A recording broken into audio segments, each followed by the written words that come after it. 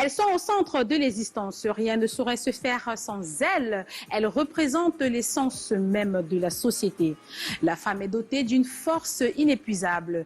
Grâce à celle-ci, elle affronte les épreuves de la vie et réussit à donner de l'impact à tout ce qu'elle touche. Bonsoir à tous, bienvenue dans Women Impact, le magazine du leadership féminin. En 90 minutes, nous allons aborder quelques aspects de la vie de la femme. Nous espérons qu'au terme de ces 90 minutes, il y aura un impact sur votre vie grâce à tout ce que vous aurez appris au cours de cette émission. Installez-vous confortablement, je vous retrouve dans un instant pour la suite. Women Impact, c'est votre nouveau talk show féminin sur Canal 2 International. Il est question de mettre en lumière, de valoriser ces femmes-là qui se démarquent au quotidien, chacune dans son domaine. Et pour m'accompagner, ce ne sont pas des professionnels du journalisme, encore moins de l'animation, mais ce sont des hommes et des femmes d'impact de mon entourage. Alors juste à ma gauche, j'ai Léonie Ella Chedjou. Bonsoir Léonie. Bonsoir Mireille. Léonie est chef d'entreprise. Plusieurs entreprises Mireille. Voilà, plusieurs entreprises à son actif. Elle est épouse et elle est maman. Et juste à ma droite, Fanny Nguimaji Noah. Bonsoir Fanny. Bonsoir Mireille. Fanny également, épouse, maman. Elle est entrepreneur. Elle a une entreprise à son actif. Elle est également responsable commerciale chez Ova Consulting. Ova Consulting qui est une entreprise d'ingénierie logicielle. Exactement. Alors, et on dit généralement que lorsque plusieurs femmes d'impact se retrouvent, il y a débat d'idées. Et pour tempérer de temps en temps ces femmes fortes-là, nous avons pensé à un homme, Alex Mehdi. Alex Mehdi qui est homme d'affaires. Il est promoteur culturel, manager d'artistes et également homme d'église, on va le dire ainsi. Bonsoir Alex. Bonsoir Mireille. Vous êtes président de la PAFA qui est une association pour la promotion et l'assistance de la femme africaine. Exactement. Et vous travaillez en étroite collaboration avec la ministre, ou je dirais le ministère de la promotion de la femme et de la famille, et avec l'UNESCO. Oui, j'ai d'ailleurs reçu un diplôme d'excellence de ce ministère à l'occasion de la dernière journée internationale de la femme africaine. Et avec les Nations Unies aussi et d'autres ministères, nous sommes en partenariat avec le ministère de la Santé, le ministère des Affaires sociales. Et voilà. Alors ce soir, nous sommes accueillis par le restaurant Le Keba. C'est un restaurant situé à Bonapriso, non loin de la pharmacie du Plateau, je dirais, tout juste à côté de la pharmacie du Plateau. Vous voyez, c'est un cadre convivial qui pourrait vous permettre d'accueillir, de vous retrouver en famille ou d'accueillir des amis pour pouvoir déguster les plats qui sont proposés ici, là. Alors, nous allons passer à la première rubrique de ce soir en parlant du Women Empowerment, dont la rubrique Beautiful in and out.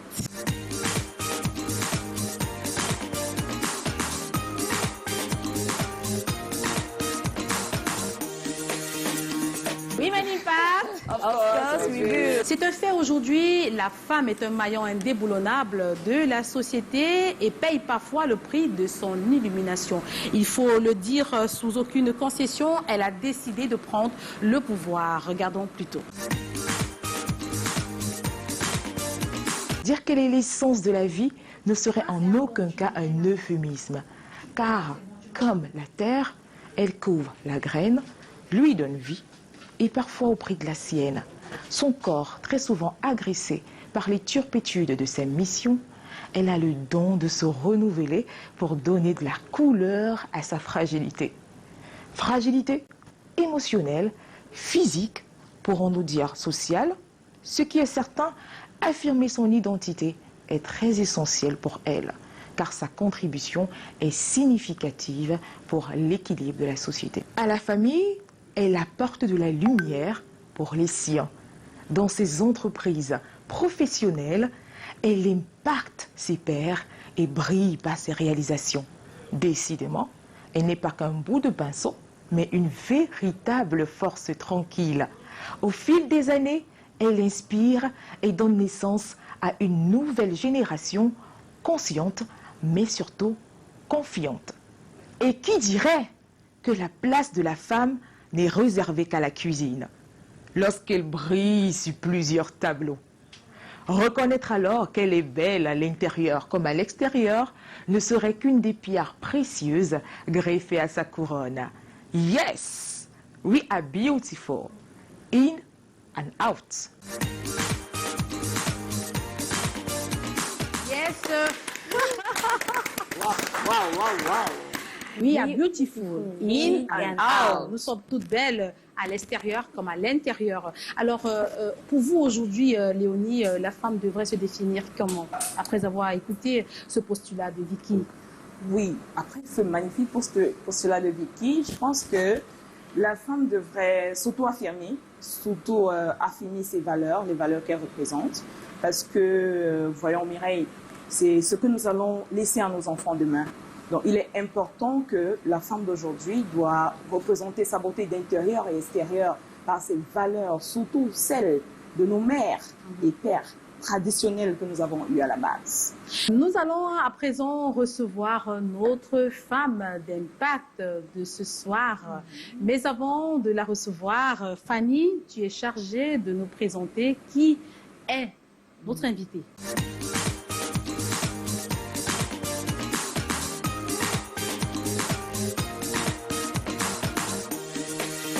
Je vais décrire subtilement notre femme d'impact de ce soir. Oui.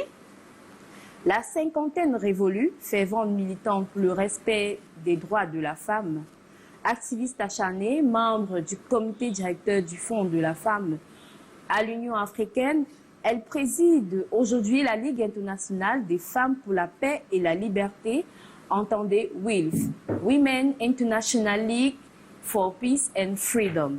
Une prééminence obtenue avec brio face à des adversaires de haute facture, ce après avoir valablement rempli ses missions à la tête de cette antenne pour le Cameroun.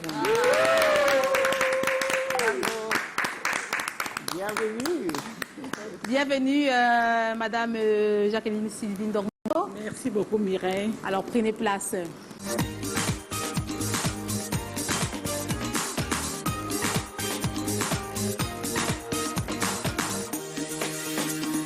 En cette matinée de mardi, rendue dans les locaux de la Ligue internationale des femmes pour la paix et la liberté, située au quartier Bessengue à Douala, c'est une équipe de femmes fortes qui nous accueille.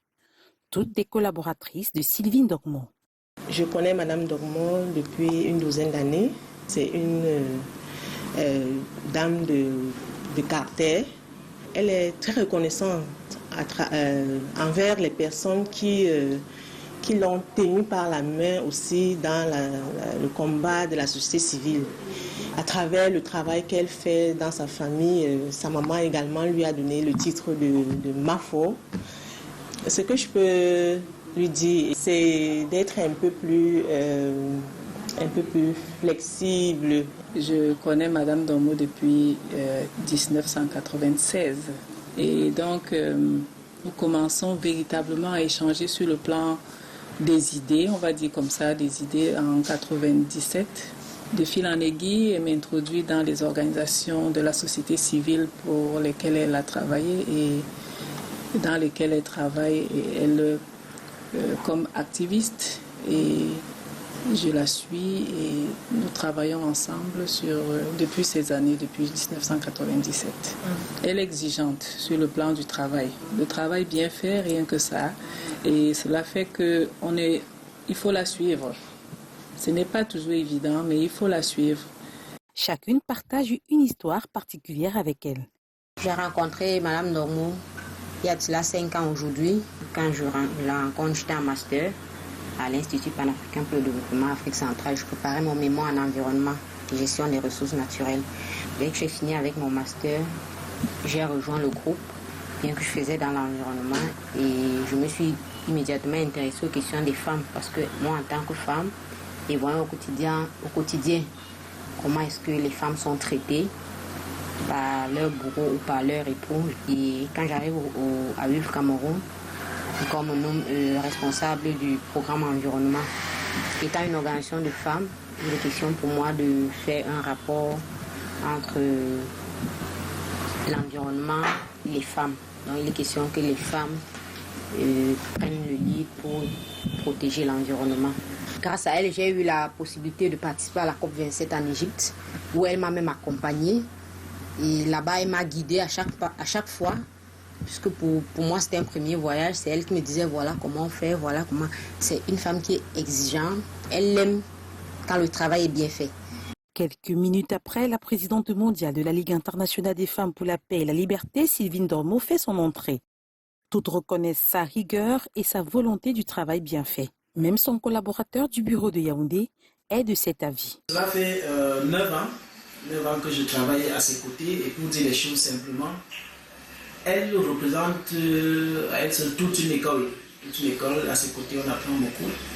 Et ensemble, on parvient à surmonter les obstacles qui se dressent nombreux sur le vaste chantier de la construction de la paix dans notre pays et dans le monde. En si peu de temps, les résultats obtenus parlent d'eux-mêmes. Et si je devrais citer un seul, ce serait le plan d'action national de mise en œuvre de la résolution 1325 sur femmes, paix et sécurité que l'association Vive Cameroun, sous le leadership de Mme Dormo, a permis au gouvernement du Cameroun d'avoir ce plan avec le concours de divers acteurs nationaux mobilisés à cet effet.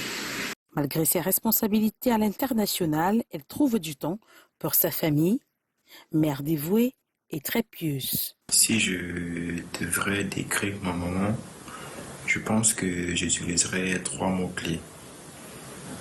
Femme travailleuse, méticuleuse et femme de caractère. Alors, vous l'avez compris, notre femme d'impact de ce soir est Sylvie Jacqueline Dormo, présidente internationale de la Ligue des femmes pour la paix et la liberté. Bienvenue.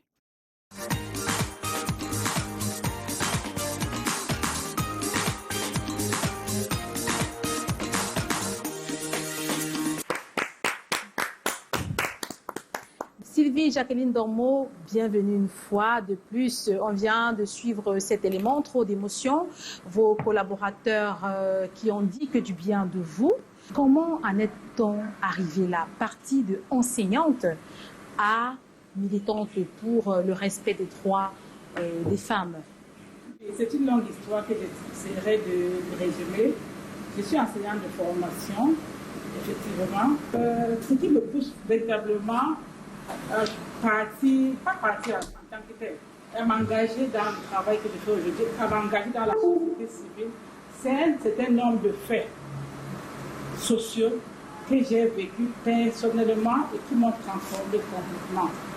Ces faits sociaux-là m'ont fait comprendre très tôt, notamment le problème de mortalité maternelle et infantile, le problème de la précarité du système sanitaire. On en parle aujourd'hui, mais je vous assure, moi je l'ai vécu il y a 30 ans déjà. La précarité du système sanitaire, le problème de la clochardisation des enseignants, le problème de l'encadrement des enfants, du cadre de travail pour les apprenants. Bref, très tôt j'ai été confrontée à ce genre de difficultés. Quand je suis sortie de l'école en 1993, mon époux a suivi mon dossier parce que moi-même je dois me déplacer pour Yaoundé. Ce que j'ai fait pour recevoir les moins de 70 000 francs de salaire. Sauf qu'après avoir monté 8 escaliers pendant 2 jours, je me suis rendu compte que l'enfant que je portais en moyenne de 7 mois et demi de grossesse, je ne le sentais plus. Je me suis retrouvée dans un hôpital. Quand je suis arrivée à l'hôpital, j'ai été internée et toute la nuit, malgré mon état, j'ai dû assister une autre dame à mes côtés qui saignait abondamment et qui était sans assistance. Et le lendemain, à la ronde, cette dame est décédée devant mes yeux et ayant écouté des paroles de réprimande avant sa mort. Les dernières paroles qu'elle a écoutées, c'est des paroles de réprimande. Et ça m'a touchée. Pourquoi? Parce que cette dame est morte sans assistance et elle est morte avec ce genre de paroles. Mais ce qui m'a le plus touchée, c'est qu'après la mort de cette dame, moi-même qui portais cette grossesse, les médecins ont estimé que mon cas était serré, qu'il fallait même m'envoyer dans une autre salle, ce qui a été fait. Sauf qu'on m'a envoyé en maternité pour essayer de voir comment pouvait se passer l'accouchement. Pendant que je suis en maternité, le médecin m'examine et me dit, Madame, votre fœtus est mort, ça ne sert à rien de vous opérer, vous allez attendre qu'il sorte. C'est vrai, j'avais eu une première césarienne, il a dit que ça ne servait à rien. Pour couper l'histoire, la longue histoire, Sauf qu'on a attendu 10 heures de temps après et l'enfant n'est pas sorti. On a dû changer d'hôpital. Et quand on est arrivé dans cet hôpital, on a fait une échographie. On s'est rendu compte que l'enfant n'était pas mort. Wow. Finalement, j'ai été opérée et l'enfant a été mise dans une couveuse. Malheureusement, elle a rendu mon unique fille. Elle a rendu l'âme quelques jours après. Je le dis pourquoi? Je le dis parce que dans la précipitation, ayant attendu plus de 10 heures de temps, 2 médecins sont venus et ils sont entrés au bloc et ont essayé rapidement de me sauver. Sauf que pendant qu'ils le faisaient, ils ont coincé l'urétère. Donc même après la césarienne, j'ai été malade pendant 3 semaines et on s'est rendu compte après que la césarienne faite en urgence a créé d'autres dommages. J'étais sur le point de perdre mon rein. J'ai dû être opérée. Première opération, par inadvertance, le médecin a oublié de faire sortir la sonde, le bout de la sonde, pour qu'on puisse le retirer le moment venu. Donc j'ai dû être réopérée aux frais de l'hôpital. Je ne serai pas l'hôpital. C'est pour vous dire que mon combat aujourd'hui, c'est pour que plus jamais cela n'arrive à une autre femme. J'ai vu mourir une autre femme, j'ai perdu mon enfant et aujourd'hui je porte les séquelles de cette négligence médicale. Je tenais à le dire parce que si je vous dis que j'ai travaillé pendant plus de 30 ans sans demander un seul sou, c'est parce que j'estime qu'il faut éviter que ce genre de choses n'arrivent. Se reproduisent. Donc, je voudrais savoir, si une jeune fille vous regarde au quartier présentement, c'est quoi WILF? Qu'est-ce qu'on peut entendre par WILF? Des volets, excusez-moi encore. Donc, et je voudrais savoir sur le plan international, surtout en Afrique, qu'est-ce que vous avez prévu pour les femmes africaines et surtout pour les femmes du Cameroun? Parce que, ouais, d'abord nous. Hein, voilà. Et je rappelle qu'elle est présidente quand même mondiale. Hein. Ouais. Oui, elle a été élue parmi plusieurs adversaires des autres pays du monde. C'est magnifique. Merci pour la question. Je dirais que WILF est en toutes lettres la Ligue internationale des femmes pour la paix et la liberté. C'est la plus vieille organisation des femmes pour la paix dans le monde. Elle a 108 ans en avril prochain. Et en 1915, il y a 1136 femmes qui se sont mobilisées à la haie pour le droit des votes et pour les questions de paix. Simplement, elles ont été butées, vous le savez très bien, 1915, c'est la Première Guerre mondiale. Elles ont été bloquées dans leur mouvement par la guerre. Alors, elles se sont réunies et elles ont décidé de prendre le problème de violence, de prendre le problème de conflit à cœur. Et c'est comme ça qu'elles ont décidé de s'attaquer à cette guerre qui ravageait le monde à cette époque. Elles ont créé le Comité international des femmes pour la paix mondiale qui, plus tard, a été rebaptisé Ligue internationale des femmes pour la paix et la liberté. En réalité, ces femmes ont décidé de parler des questions profondes qui concernent la paix et la sécurité. Elles ont pensé qu'il y a lieu d'interroger pourquoi est-ce que pourquoi il y a des conflits. Et pour elles, la guerre faisait tellement de ravages qu'elles se sont dit, si tout le monde doit être détruit, où est-ce qu'on va? Alors, elles ont décidé de proposer des solutions alternatives aux solutions qui étaient proposées, notamment la guerre entre les pays. Elles ont décidé de proposer des alternatives en termes de médiation pour ramener la paix, mais surtout, elles sont tombées d'accord sur un principe. Le principe selon lequel les belligérants à un conflit ne sont pas la priorité. Mais quelles sont les causes profondes? Elles ont compris à travers leur analyse que si on interroge les causes profondes des conflits, on peut y apporter des solutions durables. Et c'est comme ça que le mouvement est né. Et comme je l'ai dit, le comité qui a été créé pour la paix permanente a été rebaptisé Ligue internationale des femmes pour la paix et la liberté. C'est une organisation qui a dans 108 ans et qui essaie de construire un mouvement des femmes. Je veux le dire en termes simples. Oui. C'est construire un mouvement des femmes pour la paix. Je le dis en termes simples. Et le mouvement a grandi et en 2007 est arrivé en Afrique parce qu'il est né à la haie. Il est arrivé en Afrique à travers le Congo démocratique. Et après le Congo démocratique, en 2010, c'était le Nigeria. Et le Cameroun était le 3e pays à avoir une section au niveau de WILF. Donc, c'est ça, WILF, et les programmes principaux. Nous avons 4 programmes principaux. C'est le programme Femmes, Paix et Sécurité, qui implique toutes les initiatives prises par les femmes pour promouvoir la paix et la sécurité dans le monde. Il y a le programme Droits humains, vous le savez très bien, il y a des injustices, il y a toutes ces guerres naissent parce qu'il y a un certain nombre d'injustices. Alors il y a tout un programme qui adresse les questions des droits humains parce que nous pensons que les droits humains sont une garantie pour qu'il y ait une paix durable. Ça, c'est le deuxième programme. Le troisième programme, c'est le désarmement. Vous pouvez le reconnaître en tant que Camerounais qu'en ce moment, l'exemple du Cameroun nous parle. Plus il y a prolifération des armes, plus les violences basées sur les gens augmentent. Donc, le programme de désarmement est d'importance capitale qui permet de contrôler cette question qui apporte plus. Le dernier programme qui est réponse aux crises. Aujourd'hui, il y a une crise au Cameroun, il y a une crise en Ukraine, il y a plusieurs crises dans le monde. Et c'est un programme qui est important et qui permet d'adresser toutes les crises. Le dernier programme est transversal, Young WILF. C'est une organisation qui est vieille. Alors, le programme des jeunes WILF permet d'assurer une transition intergénérationnelle. On va parler un peu de votre élection. Il faut quand même dire que c'était en juillet dernier que vous avez été élue parmi plusieurs femmes. On a choisi la Camerounaise. La section du Cameroun est née officieusement en 2012, mais officiellement en 2014. Parce que j'ai été en contact avec WILF à Istanbul, en Turquie, c'était en 2012. Et il a fallu 2 ans après ma demande pour que nous ayons une section au Cameroun. J'ai été à la tête de WILF Cameroun jusqu'en avril 2022. Et en avril, lors de notre avant-dernier congrès au Ghana, le tout premier en Afrique, après 100 ans, en 2018, le congrès au Ghana, j'ai été élue comme représentante pour l'Afrique.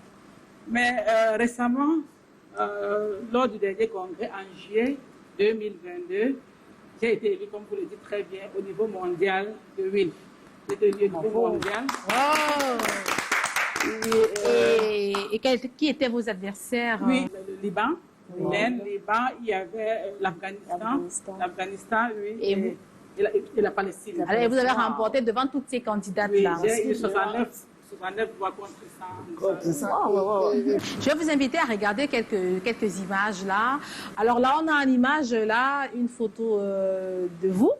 C'était juste après aux sorties de votre élection, Madame Jacqueline Dormeau. Un souvenir, qu'est-ce que ça vous rappelle cette photo-là? Oui, c'est la photo des résultats. Oui. Des résultats de l'élection qui présentait juste le nouvel exécutif à la tête de WILF. Et comme vous pouvez le constater, j'ai eu 69 voix sur 109. Et j'ai été devant mes collègues de la Palestine et du Liban. La collègue de l'Afghanistan qui est postulée également a désisté la veille et a été élue vice-présidente. Donc c'est une image qui présente les résultats et c'est une image qui nous donne beaucoup d'émotions. Parce que WILF est présent dans 45 pays. Et dans le monde? Dans le monde. Et il y avait 110 délégués. Si sur 110, en réalité 109 ont fait le vote, vous avez 69, ça veut dire quand même qu'il y a une très grande confiance. Oui. C'est vrai, j'ai été représentant Afrique et j'ai eu le soutien de 15 sections avec des témoignages de la région Afrique. Mais il n'y a pas que 15 dans le monde entier. C'est-à-dire qu'au-delà des Africaines qui m'ont soutenu, il y a beaucoup d'autres sections dans le monde. Ça fait que c'est très, très lourd de responsabilités en fait. Donc, je mesure un peu l'ampleur de la tâche. Quand on vous met une confiance pareille, ça veut dire qu'il y a beaucoup d'attentes. Donc, permettez-moi comme ça de prendre la parole sans embrayer, mais c'est rempli de beaucoup d'émotions. Hein. Vous savez, Madame Dormeau est une mastodonte, comme on se disait ici en privé avant l'émission. Cette émission ne suffirait pas à exprimer les batailles qu'elle a déjà remportées. Mais vous savez qu'elle gagne, par exemple, devant une Afghane, voilà, une Palestinienne. Ce sont des pays qui ont une réputation internationale de guerre. Le Cameroun n'en a pas une. Notre guerre la plus significative, c'était avant les indépendances, qui a même été occultée par la guerre d'Algérie. Mais quelqu'un qui soit, parce que nous avons un conflit ici à la partie nord et sud-ouest Cameroun. Mais pour qu'elle arrive à gagner devant ces femmes, ça veut dire que son parcours était d'une éloquence rare. Donc la personne, c'est compliqué. Moi, je veux plutôt dire, quand on parle de rigueur, hein, sous d'autres cieux, c'est tout simplement de la discipline. Ouais. Ce qui est sévère chez nous ici, c'est une organisation ordinaire sous d'autres cieux. Madame Dormeau représente quand je vous dis c'est une référence féminine, c'est parce que je connais un peu notre biotope. Je connais les biotopes internationaux. J'ai la grâce de voyager beaucoup. Et la dame que vous avez invitée ici, félicitations Mireille, pour ton équipe, c'est une légende. C'est plus dans l'émotion que je voulais prendre la parole.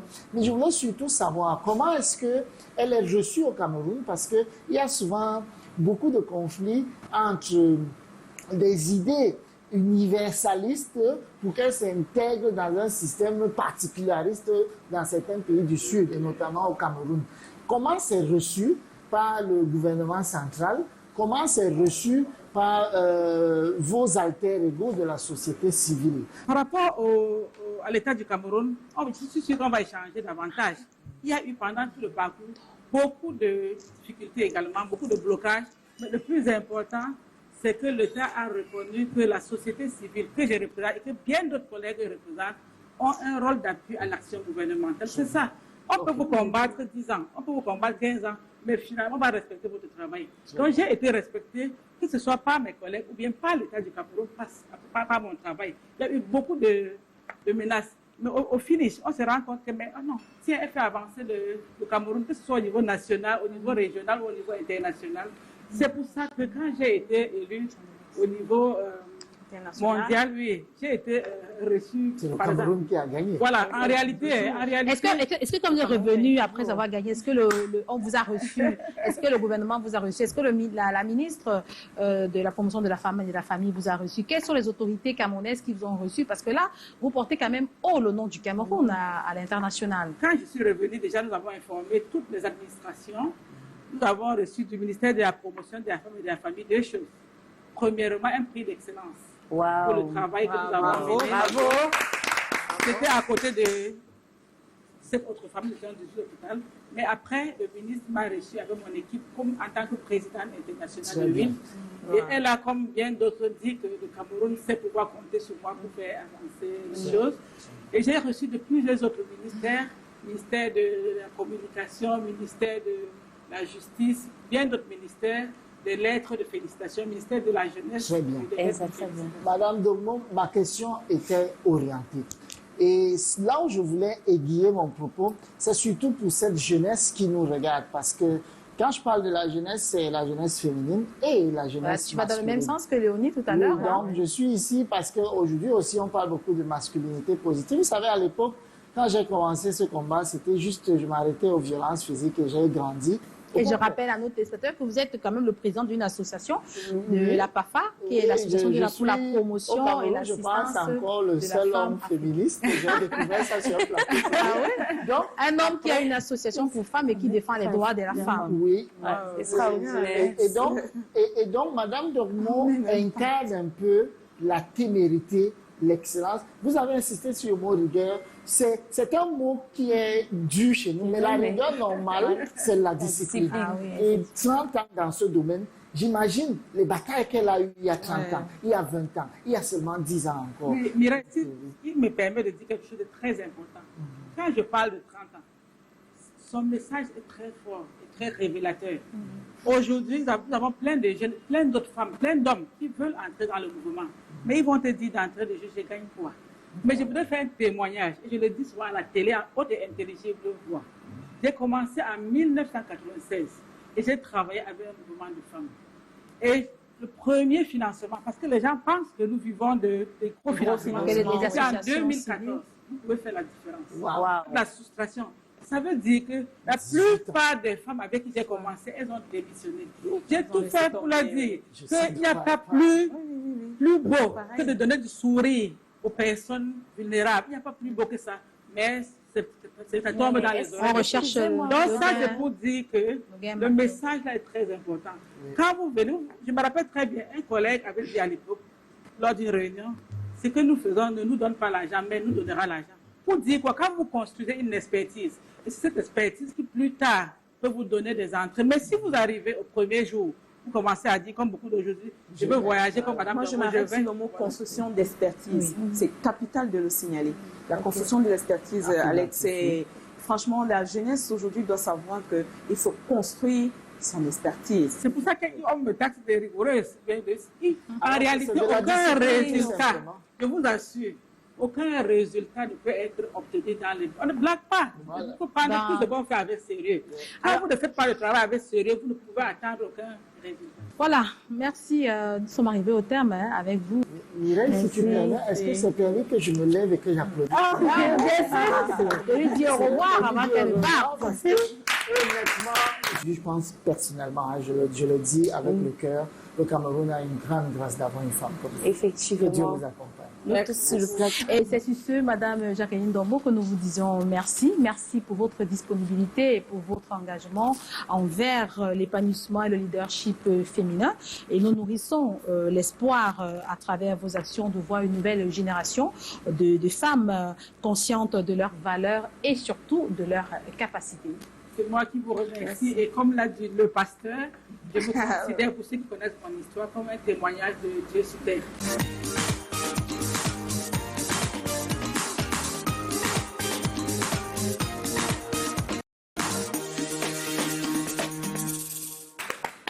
Alors, accueillons à présent notre talent du jour. C'est une artiste. Sandrine, connue sous le nom de Sandy artistique, la gazelle rose. La gazelle rose des Bouddhas. Ouais. Mais pourquoi la gazelle rose des Bouddhas? Pourquoi? Oui, la gazelle rose, c'est celle-là qui se bat, qui ne veut pas se laisser faire. Donc, elle a envie de créer son vie à elle seule. Oh, bravo, la gazelle rose, il y a la rage. Alors, est-ce que tu es artiste peintre, Sandy? Oui, je suis artiste peintre, maquilleuse professionnelle pour cinéma événementiel, Halloween. Je fais également des tableaux en 3D, l'art abstrait et dans la mode en général. Alors, Sandy, aujourd'hui, dans le domaine de l'art, en ce qui concerne la peinture, tu as reçu beaucoup de prix dans ce que tu fais. C'est pourquoi tu es sur ce plateau. Tu es notre talent du jour. The Women Impact. Yeah. Merci. On dira du talent du soir. Merci. Effectivement que j'ai reçu pas mal de prix remis par le gouvernement. J'ai eu le premier prix du salon départemental, le premier prix du salon national, le premier prix du salon international de l'artisanat. Et j'ai été nommée femme excellente 2018. Au Cameroun. Les artistes ne marchent pas sans leur matériel de travail. Est-ce que ce soir, tu as ton matériel avec toi? Effectivement qu'une artiste comme la Gazelle Rose marche toujours avec ses pinceaux. Je n'oublie jamais, hein, même si je me pomponne, je reste toujours avec mon pinceau de gloire. Alors, Sandy, est-ce que tu peux ce soir réaliser un tableau pour nous? Pendant cette émission et à la fin de l'émission, tu viens nous présenter le tableau. C'est possible? Ok, je ferai de mon mieux de produire un joli petit tableau comme cadeau de Mireille.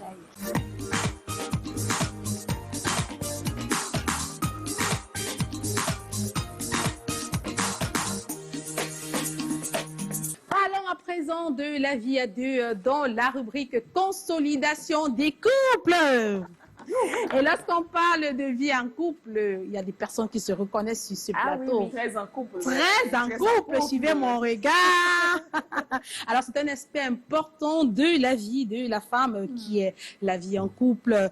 Celle-ci demande d'énormes concessions de la part des deux conjoints et chacun étant susceptible de poser des actes considérés par l'autre comme des l'amour, Léonie. L'amour. La Perfect Woman Impact se trouve à la maison, en couple. Donc, l'amour, la vie à deux, elle entend satisfaire les attentes de deux êtres très souvent asymétriques. Pour y parvenir, nous avons un seul dénominateur commun, le sacrifice. Et comme par mérite, il est assigné à la femme le rôle de gestionnaire de compte, car elle seule, Mireille, a les épaules assez larges pour gérer des compromis, la compréhension, du contentement et même très souvent de la complaisance. Dans cette équation à plusieurs variables, est-elle lésée? Point d'interrogation. Pour démêler tout cela, je suis Léonie. Je vais vous entretenir dans la rubrique Consolidation de couple. Et aujourd'hui, Mireille, guess what? on va parler des mauvaises habitudes dans le couple. Les mauvaises habitudes dans le couple. Ici, il n'y a pas de parti pris. Ce sera, on va tout dévoiler. On va tout exposer ici aujourd'hui. D'accord, suivez donc cet élément. Toutes les petites filles du quartier, personne ne me respecte d'abord au quartier parce que tu es derrière de toutes les petites filles du quartier. Je fais quoi? Je fais quoi? Qu'est-ce que je fais? Tu suivais mes faits et gestes. Je fais quoi?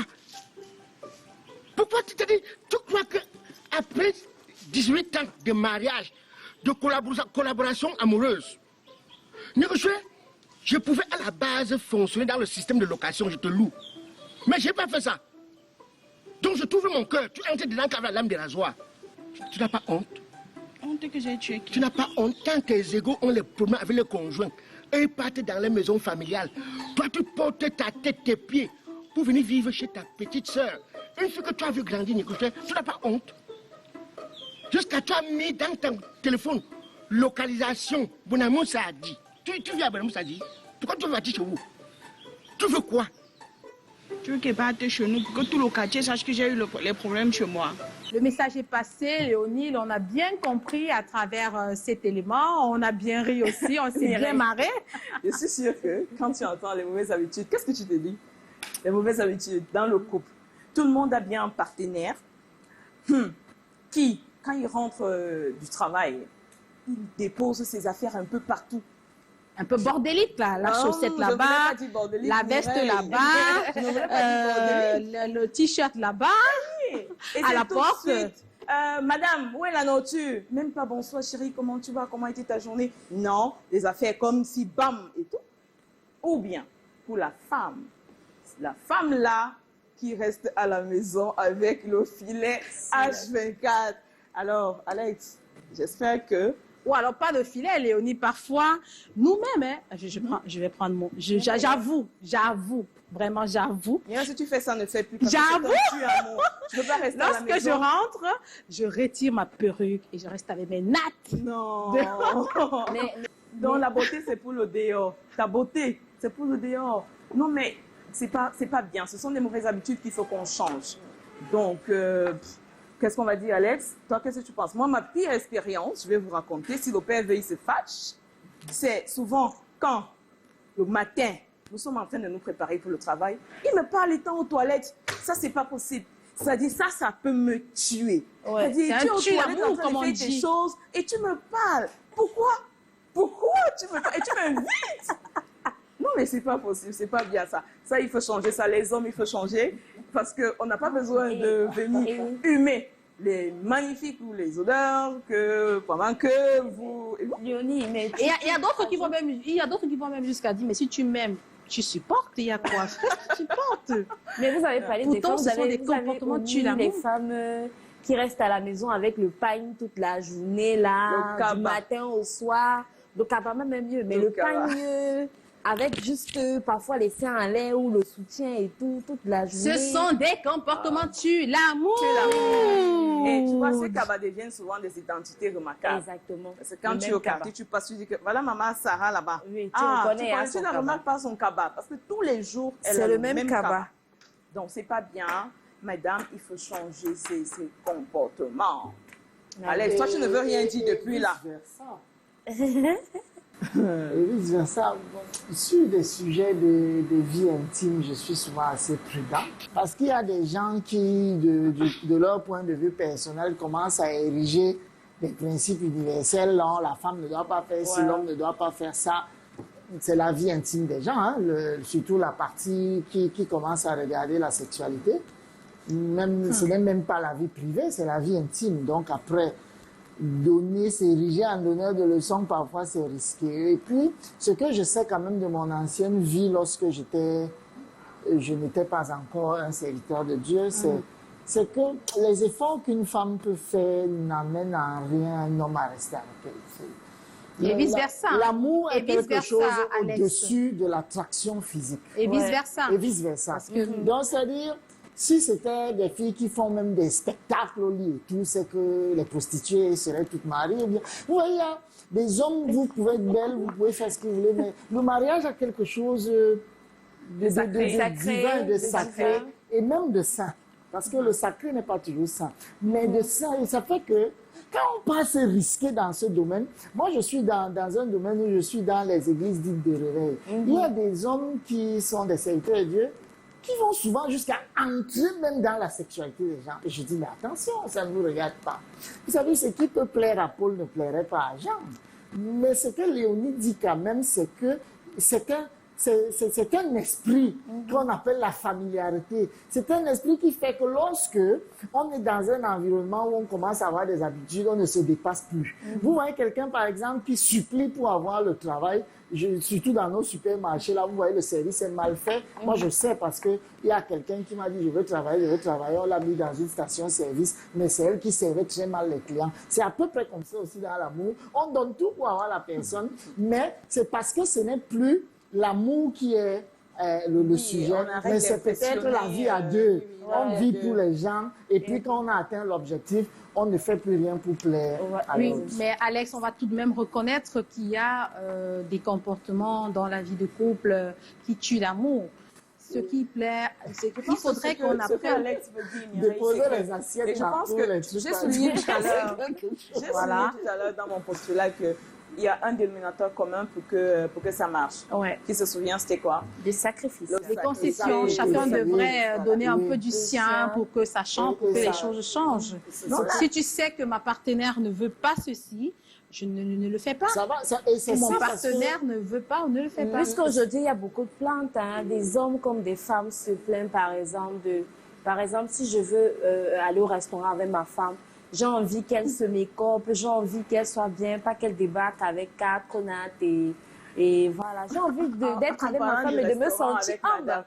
Je voulais dire quelque chose, Mireille. Dans les mauvaises habitudes, vous savez, la consultation, c'est là, aujourd'hui, nous parlons des mauvaises habitudes.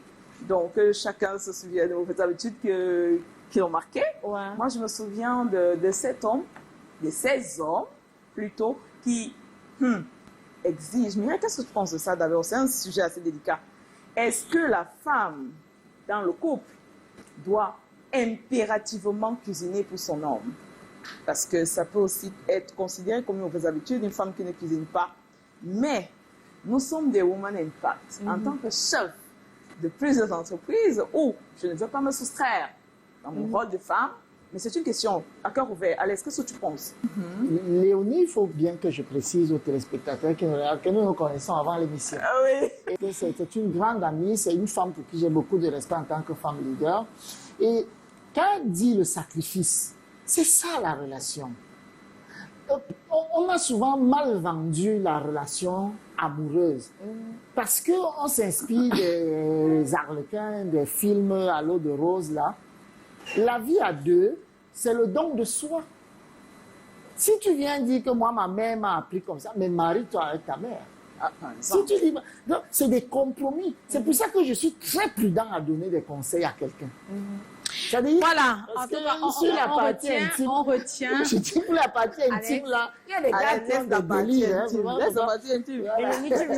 Tu as posé une question, c'est de savoir si est-ce que la femme peut cuisiner ou pas et tout. Bon, pour ma part, je pense que tout dépend de l'importance que chaque homme donne au repas.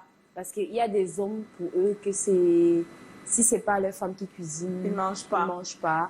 Et il y en a qui peuvent, ok, ce serait comme aujourd'hui, peut-être, je ne vais pas manger la cuisine de ma femme, mais j'aimerais bien que peut-être le week-end, que ce soit mon épouse, tout dépend. Il y a d'autres qui n'aiment pas. J'ai une connaissance très proche, et c'est quelqu'un d'assez important, qui n'aime pas que sa femme fasse la cuisine. Il dit que pour lui, la cuisine est une façon d'avilir la femme. C'est pour ça qu'il a voulu épouser une femme intellectuelle. Pour lui, la cuisine rabaisse la femme. Par contre, chez d'autres, la cuisine est un moment romantique. Vous voyez, par exemple, moi, j'aime faire la cuisine. Et si quelqu'un n'a pas la culture, parce que moi, ma mère a fait 7 garçons, une fille, je suis l'aîné. Donc, je faisais la cuisine pour mes petits frères. Donc, ma mère m'a un peu éduqué comme elle n'en avait pas.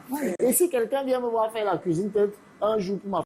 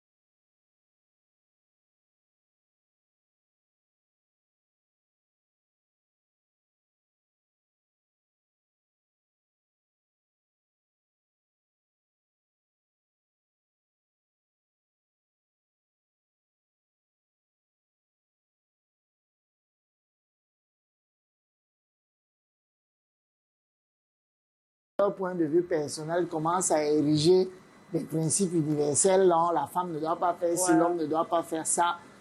C'est la vie intime des gens, hein, surtout la partie qui commence à regarder la sexualité. Ce n'est même pas la vie privée, c'est la vie intime. Donc après, s'ériger en donneur de leçons, parfois c'est risqué. Et puis, ce que je sais quand même de mon ancienne vie, lorsque je n'étais pas encore un serviteur de Dieu, c'est que les efforts qu'une femme peut faire n'amènent en rien un homme à rester avec elle. Et vice-versa. L'amour est quelque chose au-dessus de l'attraction physique. Et vice-versa. Et vice-versa. Donc, c'est-à-dire, si c'était des filles qui font même des spectacles au lit et tout, c'est que les prostituées seraient toutes mariées. Ou bien, vous voyez, des hommes, vous pouvez être belles, vous pouvez faire ce que vous voulez, mais le mariage a quelque chose de divin, de sacré, et même de saint. Parce que le sacré n'est pas toujours saint. Mais de saint, et ça fait que quand on passe risquer dans ce domaine, moi je suis dans un domaine où je suis dans les églises dites de réveil. Il y a des hommes qui sont des serviteurs de Dieu, qui vont souvent jusqu'à entrer même dans la sexualité des gens. Et je dis, mais attention, ça ne vous regarde pas. Vous savez, ce qui peut plaire à Paul ne plairait pas à Jean. Mais ce que Léonie dit quand même, c'est que c'est un esprit qu'on appelle la familiarité. C'est un esprit qui fait que lorsque on est dans un environnement où on commence à avoir des habitudes, on ne se dépasse plus. Vous voyez quelqu'un, par exemple, qui supplie pour avoir le travail, surtout dans nos supermarchés, là, vous voyez, le service est mal fait. Moi, je sais parce qu'il y a quelqu'un qui m'a dit, je veux travailler.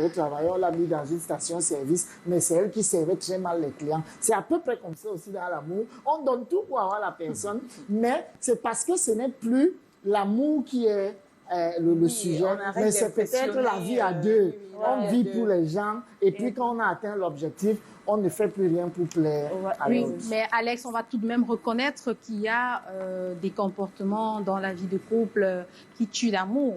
Ce qui plaît, c'est qu'il faudrait qu'on apprenne de poser les assiettes. Je pense que j'ai souligné tout à l'heure dans mon postulat que il y a un dénominateur commun pour que ça marche. Qui se souvient, c'était quoi? Des sacrifices. Des concessions. Chacun devrait donner un peu du sien pour que ça change, pour que les choses changent. Donc, si tu sais que ma partenaire ne veut pas ceci, je ne le fais pas. Mon partenaire ne veut pas, on ne le fait pas. Puisqu'aujourd'hui, il y a beaucoup de plaintes. Des hommes comme des femmes se plaignent, par exemple, si je veux aller au restaurant avec ma femme, j'ai envie qu'elle se mécope, j'ai envie qu'elle soit bien, pas qu'elle débarque avec 4 nattes et voilà. J'ai envie d'être avec ma femme et de me sentir humble. Je voulais dire quelque chose, Mireille. Dans les mauvaises habitudes, vous savez, la consultation, c'est là aujourd'hui nous parlons des mauvaises habitudes. Donc, chacun se souvient des mauvaises habitudes qui l'ont marqué. Moi, je me souviens de 7 hommes, de 16 hommes plutôt, qui exigent. Mireille, qu'est-ce que tu penses de ça d'abord? C'est un sujet assez délicat. Est-ce que la femme, dans le couple, doit impérativement cuisiner pour son homme? Parce que ça peut aussi être considéré comme une mauvaise habitude, une femme qui ne cuisine pas. Mais nous sommes des women impact. En tant que chef de plusieurs entreprises où je ne veux pas me soustraire dans mon rôle de femme, mais c'est une question à cœur ouvert. Alex, qu'est-ce que tu penses? Léonie, il faut bien que je précise aux téléspectateurs que nous nous connaissons avant l'émission. C'est une grande amie, c'est une femme pour qui j'ai beaucoup de respect en tant que femme leader. Et quand elle dit le sacrifice, c'est ça la relation. On a souvent mal vendu la relation amoureuse parce qu'on s'inspire des Harlequins, des films à l'eau de rose là. La vie à deux, c'est le don de soi. Si tu viens dire que moi, ma mère m'a appris comme ça, mais marie-toi avec ta mère. Si tu dis, donc, c'est des compromis. C'est pour ça que je suis très prudent à donner des conseils à quelqu'un. C'est-à-dire, voilà, on retient. Je dis pour la partie intime, là, il y a des gars qui ont des délires. Tu as posé une question, c'est de savoir si est-ce que la femme peut cuisiner ou pas et tout. Bon, pour ma part, je pense que tout dépend de l'importance que chaque homme donne au repas. Parce qu'il y a des hommes, pour eux, que si c'est pas leur femme qui cuisine, ils mangent pas. Et il y en a qui peuvent, ok, ce serait comme aujourd'hui, peut-être, je vais pas manger la cuisine de ma femme, mais j'aimerais bien que peut-être le week-end, que ce soit mon épouse, tout dépend. Il y a d'autres qui n'aiment n'aiment pas. n'aiment pas J'ai quoi? une connaissance très proche et c'est quelqu'un d'assez important qui n'aime pas que sa femme fasse la cuisine. Il dit que pour lui, la cuisine est une façon d'avilir la femme. C'est pour ça qu'il a voulu épouser une femme intellectuelle. Comme on dit pour souvent, lui, la cuisine la rabaisse femme, la la place femme. de la femme, elle Par est contre, chez d'autres, la cuisine est un moment romantique. Vous voyez, par exemple, moi, j'aime faire la cuisine. Et si quelqu'un n'a pas la culture, parce que moi, ma mère a fait 7 garçons, une fille, je suis l'aîné. Donc, je faisais la cuisine pour mes petits frères. Donc, ma mère m'a un peu éduquée comme sa première fille, parce qu'elle n'en avait pas. Et si quelqu'un vient me voir faire la cuisine, peut-être un jour pour ma femme, il va dire sa femme le commande. Vous voyez que ces paradigmes varient d'une situation à l'autre. Mais heureusement, ou je ne sais pas, ma femme aime également faire la cuisine. Et la grâce a voulu qu'elle sache mieux faire que moi. C'est pour ça qu'elle fait plus. Et elle aime me voir manger sa cuisine. Donc, ces choses, mais il ne faut pas qu'il y ait des stéréotypes qui disent que voilà ce que la femme doit faire, voilà ce que l'homme doit faire. C'est un peu comme stigmatiser la femme et réduire la femme. Oui, vas-y, Léonie. Non, je dis, moi, c'est une question, hein, c'est vrai, c'est une petite question dans les mauvaises habitudes en général, dans le couple. Mais Alex, tu dis quelque chose d'important, il ne faut pas civiliser la femme et la réduire juste. C'est-à-dire, mettre cette femme dans la case d'une cuisinière, d'une ménagère. La femme peut apporter beaucoup dans le couple. Alors, faire la cuisine pour son homme devrait, pour ma part, être un moment de plaisir. Voilà qui est clair. Chacun a donné son point de vue sur la question. Alex, tu as été très clair. Hein. On ne doit pas se figer sur les stéréotypes. La vie de couple varie d'un couple à un autre. Et les mauvaises habitudes, ce qui est mauvaise habitude chez moi est peut-être bonne habitude chez l'autre. Donc, on ne devrait pas se calquer là, on ne devrait pas se focaliser là lorsqu'on vit à deux. Mais le message est quand même passé. Women Impact!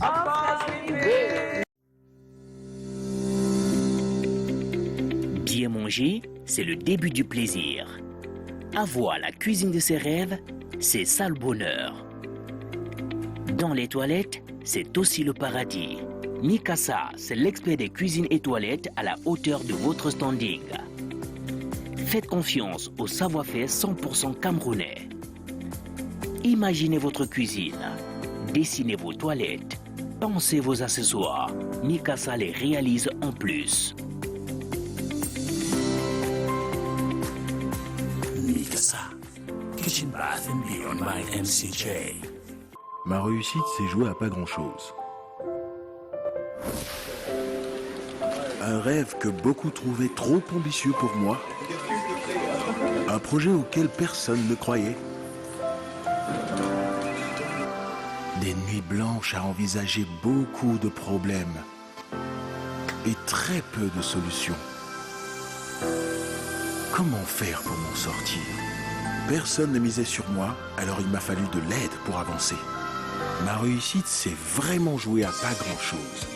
Un clic, pousser la bonne porte, recevoir les conseils avisés de quelqu'un qui partageait ma vision, qui voyait encore plus grand que moi, et qui était disposé à mettre ses ressources et son expérience au service de mon rêve. Chaque jour est un pas pour l'avenir, une équipe et un patrimoine qui s'agrandit, des nouvelles perspectives qui s'offrent à nous, de belles leçons à retenir, mais surtout une belle histoire à raconter. Et tout ça, c'est aussi à eux que je le dois. Commercial Bank. Let's build the future. Certifié ISO 9001, version 2015.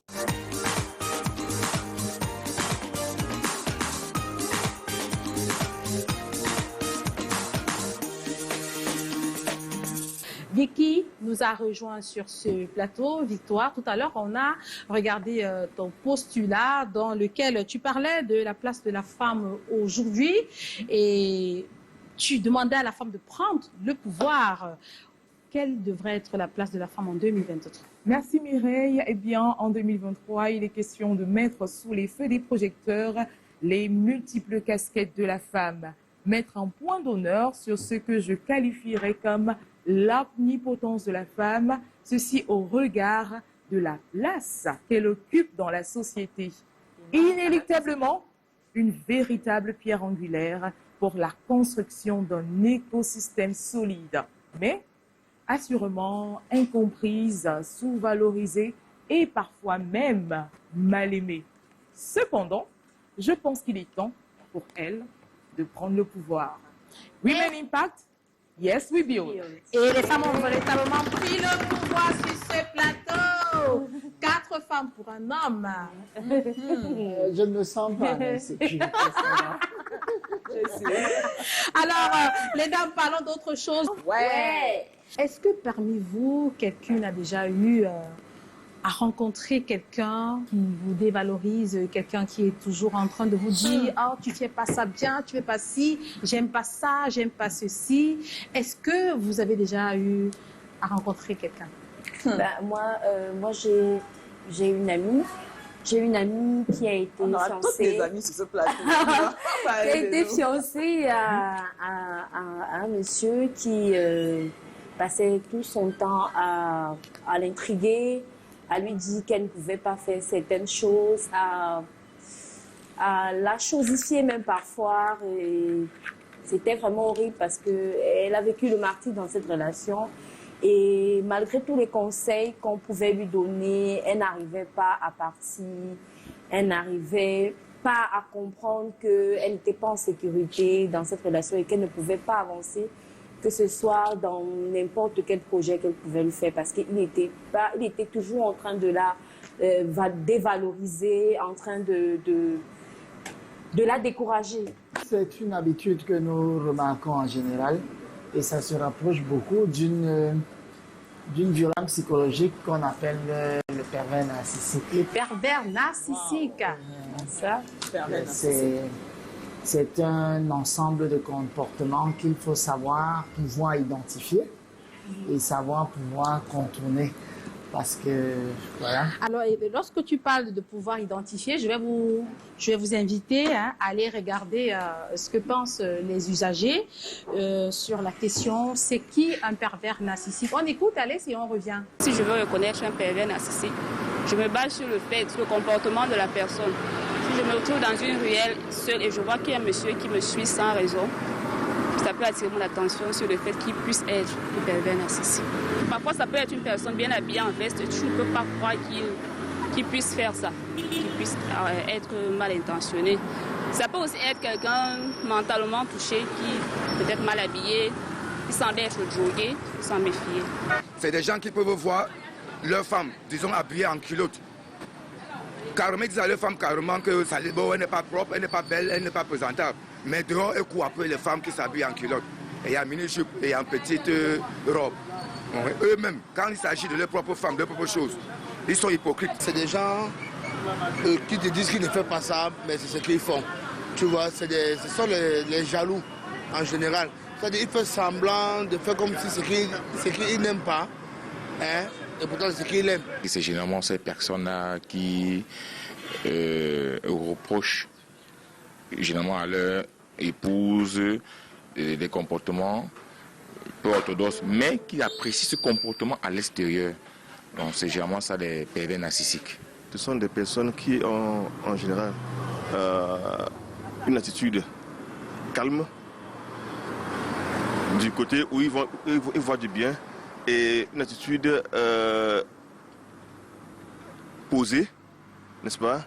Mais au fond d'eux, ce sont des personnes qui ont beaucoup de choses. Vous voyez, ils ont beaucoup de choses négatives en fait. Donc, et ces choses négatives sont souvent masquées en général. Et ils éprouvent le plaisir, comme je disais tout à l'heure, de voir l'autre souffrir. De voir l'autre souffrir. Alors, pour le faire, pour les reconnaître, ce n'est pas très évident. Parce qu'ils ne vont jamais afficher le côté négatif à leur proie, on va dire comme ça. Donc, ce n'est pas assez évident de les remarquer. Mais moi, ce que je me demande, c'est que nous, on doit être un peu prudent envers ces personnes qui affichent généralement des comportements doux, des attitudes calmes. Il faut être très très prudent. Pour moi, c'est la prudence, en fait. Voilà. c'est pas facile de reconnaître un pervers narcissique. Les femmes, les dames, Alex, comment reconnaître un pervers narcissique? Il faut dire que c'est pas seulement l'apanage des hommes, hein, il y a les femmes également qui sont perverses. Justement, j'ai fait un petit morceau choisi d'éléments qu'on va retrouver. Et vous verrez, dans les formations que je fais souvent dans des associations ou des entreprises, c'est que nous fréquentons en général des personnes violentes à l'endroit des femmes et même qui développent des stéréotypes sans savoir. Quand je vais définir ici, vous allez reconnaître beaucoup d'hommes de notre sociotype. Il faut reconnaître que les pervers narcissiques, ce n'est pas seulement les hommes.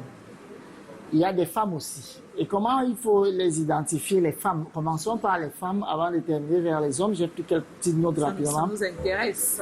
On doit savoir. Parce que pour reconnaître un pervers narcissique, de prime abord, c'est quelqu'un d'abondamment cultivé et de très séduisant. En fait, pas séduisant, séducteur. Les femmes sont généralement très séductrices. Elles ont besoin d'exhiber leur réussite, quand bien même c'est la réussite de leur partenaire. Et elles utilisent le sexe comme une arme de chantage. Donc, au début, vous voyez, dans un couple, la femme peut se faire très libérale et sur des aspects sexuels. Elle rend l'homme accro à une certaine pratique, même perverse sexuelle. Et après, quand il devient accro, ça devient l'objet d'un chantage. Et après, c'est des gens chez les femmes qui donnent l'air d'être fragiles alors que c'est des manipulatrices hors pair. Et il faut distinguer les pervers narcissiques des personnes narcissiques. Parce que le pervers narcissique, dans le Vox Pop, la dernière personne a dit quelque chose de fondamental. Le pervers narcissique se nourrit de la souffrance de l'autre. Alors que la personne narcissique, c'est quelqu'un qui a affecté des comportements depuis son enfance, mais qui ne vont pas encore jusqu'au niveau de la pathologie. Donc, le pervers narcissique a une volonté manifeste et scientifiquement prouvable que l'autre doit souffrir pour que lui se nourrisse.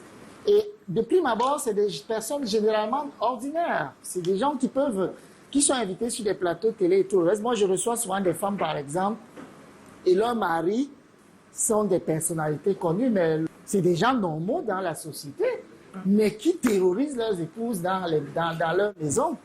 Donc, maintenant, pourquoi j'ai fait une petite liste de 10 comportements à identifier chez le pervers narcissique homme? Parce que la société, notre socioculture fait que, avec l'héritage occidental aussi que nous avons, et la caricature bantou qui est aujourd'hui à la mode, fait que on a plus sensibilisé les femmes ou éduqué les femmes. On a pourtant souvent de bonnes épouses, mais des garçons qui sont devenus adultes. Et on demande beaucoup à la femme d'être une bonne épouse, mais pas au garçon d'être un bon époux. Donc, maintenant, il y a donc des dérives qu'il faut vite identifier. Pour un pervers narcissique, comme chez la femme, comme on a dit, c'est un séducteur hors pair. C'est généralement des gens très élégants, très cultivés, très soignés. Donc, ils dissimulent bien ce mauvais côté-là. Ils ont ensuite le deuxième point, vous voyez sur les slides qui passent, le double visage. Le double visage, c'est qu'en privé, c'est un tyran, mais en public, c'est un agneau. En général, pour reconnaître que votre conjoint est un pervers narcissique, c'est quand à chaque fois que vous allez vous plaindre à l'extérieur, il a raison et vous avez tort, mais c'est vous qui souffrez. Comprenez d'entrée de jeu que vous avez affaire à un pervers narcissique. Peut-être qu'il lui-même s'ignore, parce que c'est une pathologie.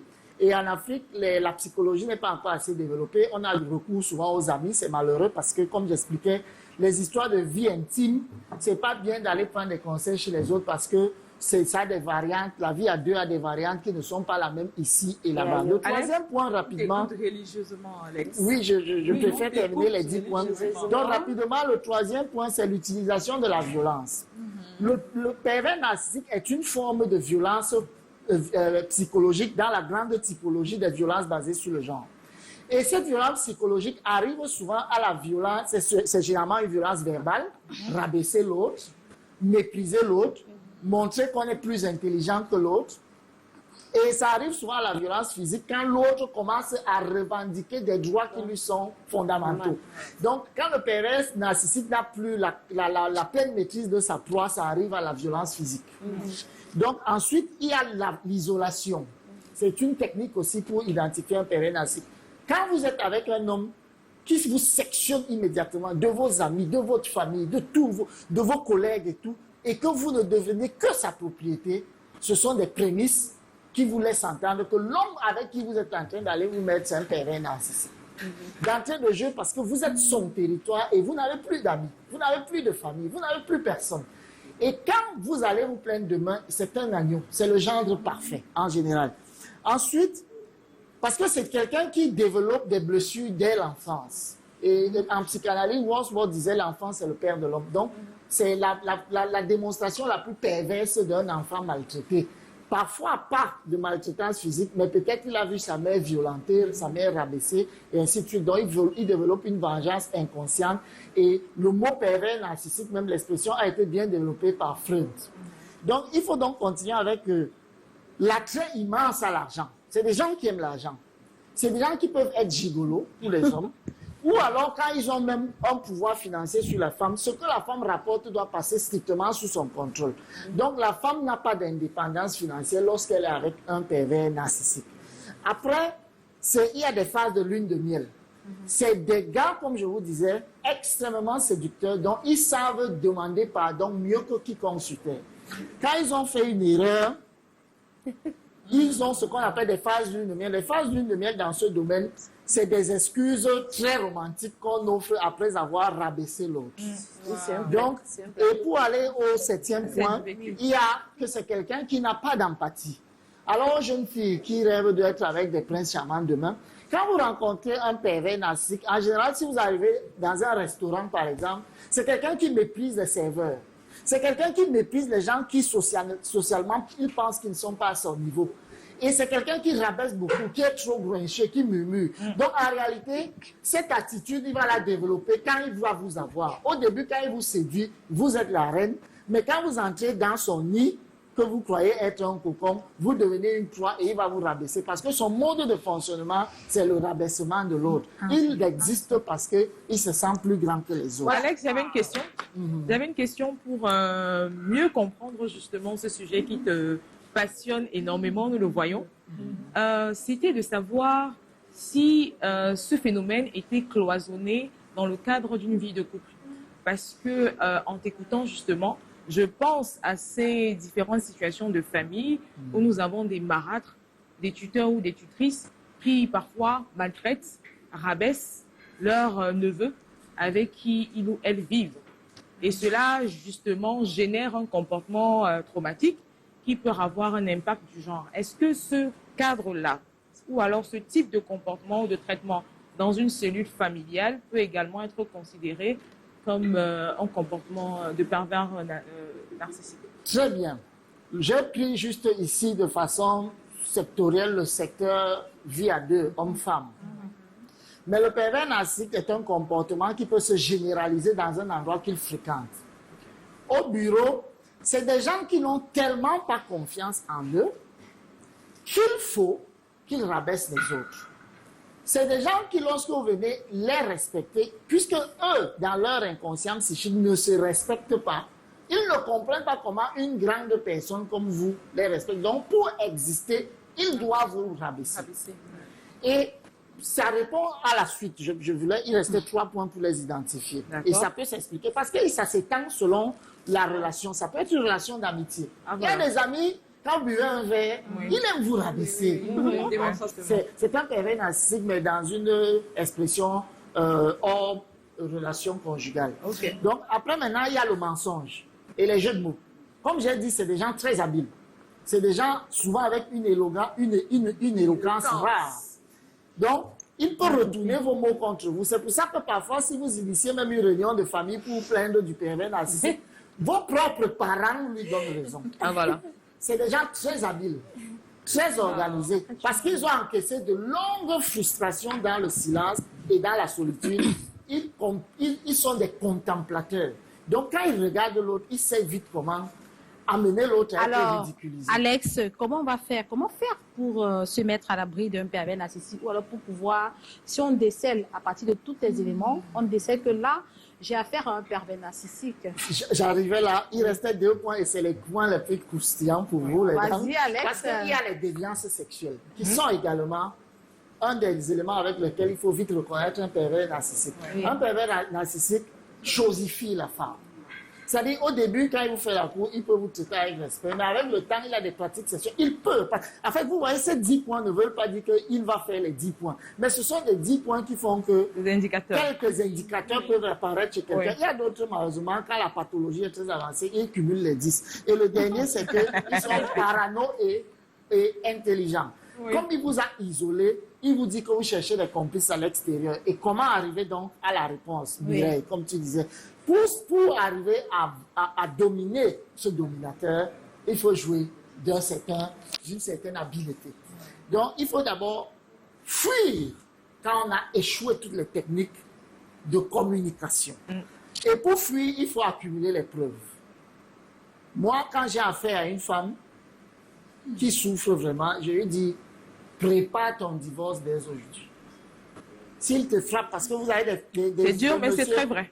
il vous dit qu'il est professeur d'université, mais il frappe une femme jusqu'à fracturer les bras de la femme. Elle va à l'hôpital. Donc vous comprenez que les gens qui détiennent l'éducation, quand on parle d'université, c'est-à-dire les étudiants, c'est le fer de lance d'une nation. Et dans ces universités, il y a des hommes qui frappent leurs femmes jusqu'à l'hôpital.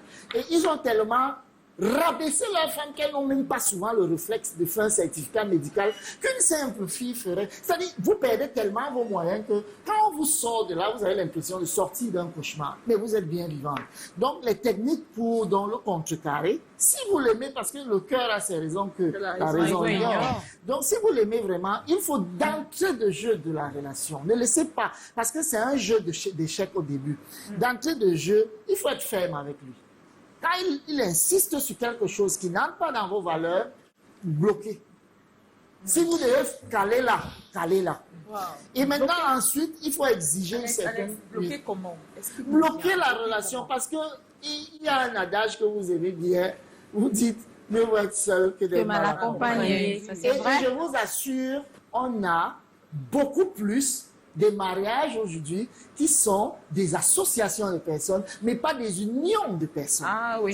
Parce qu'il y a une dimension spirituelle dans le mariage qu'on ne retrouve plus. C'est pour ça que tu dis très profond, Alex. Son mari aujourd'hui, tromper sa femme, parce qu'il y a ce lien invisible qui n'existe plus. Ça devient une formalité sociale. Et on a tellement rabaissé la femme, on l'a éduquée non plus à aimer son mari, mais à aimer le mariage. Et elle va donc dans un endroit où elle passe sa vie à être malheureuse, tout simplement parce que... Donc, d'entrée de jeu, protégez-vous, aimez-vous.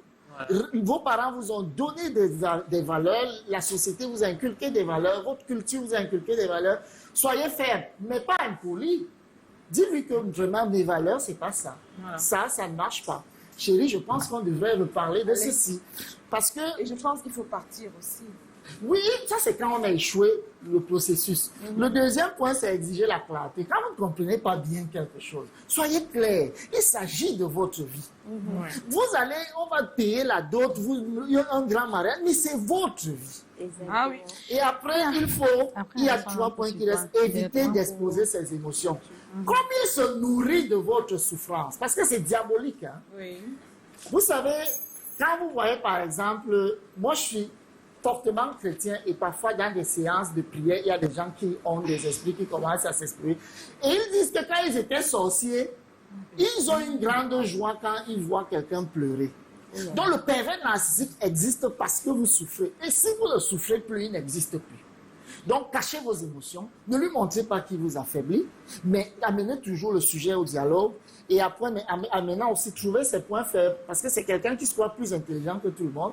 Et si vous commencez à être intelligente aussi, soit il va vous admirer, et comme c'est un rapport aussi d'énergie, vous pouvez aussi commencer à vous exprimer. Et enfin, il faut contre-manipuler. Quand il organise, prenez ses propres règles et érigez-les contre lui. Si ces techniques ont échoué, organisez la fuite. Ah oui. Voilà, très clair.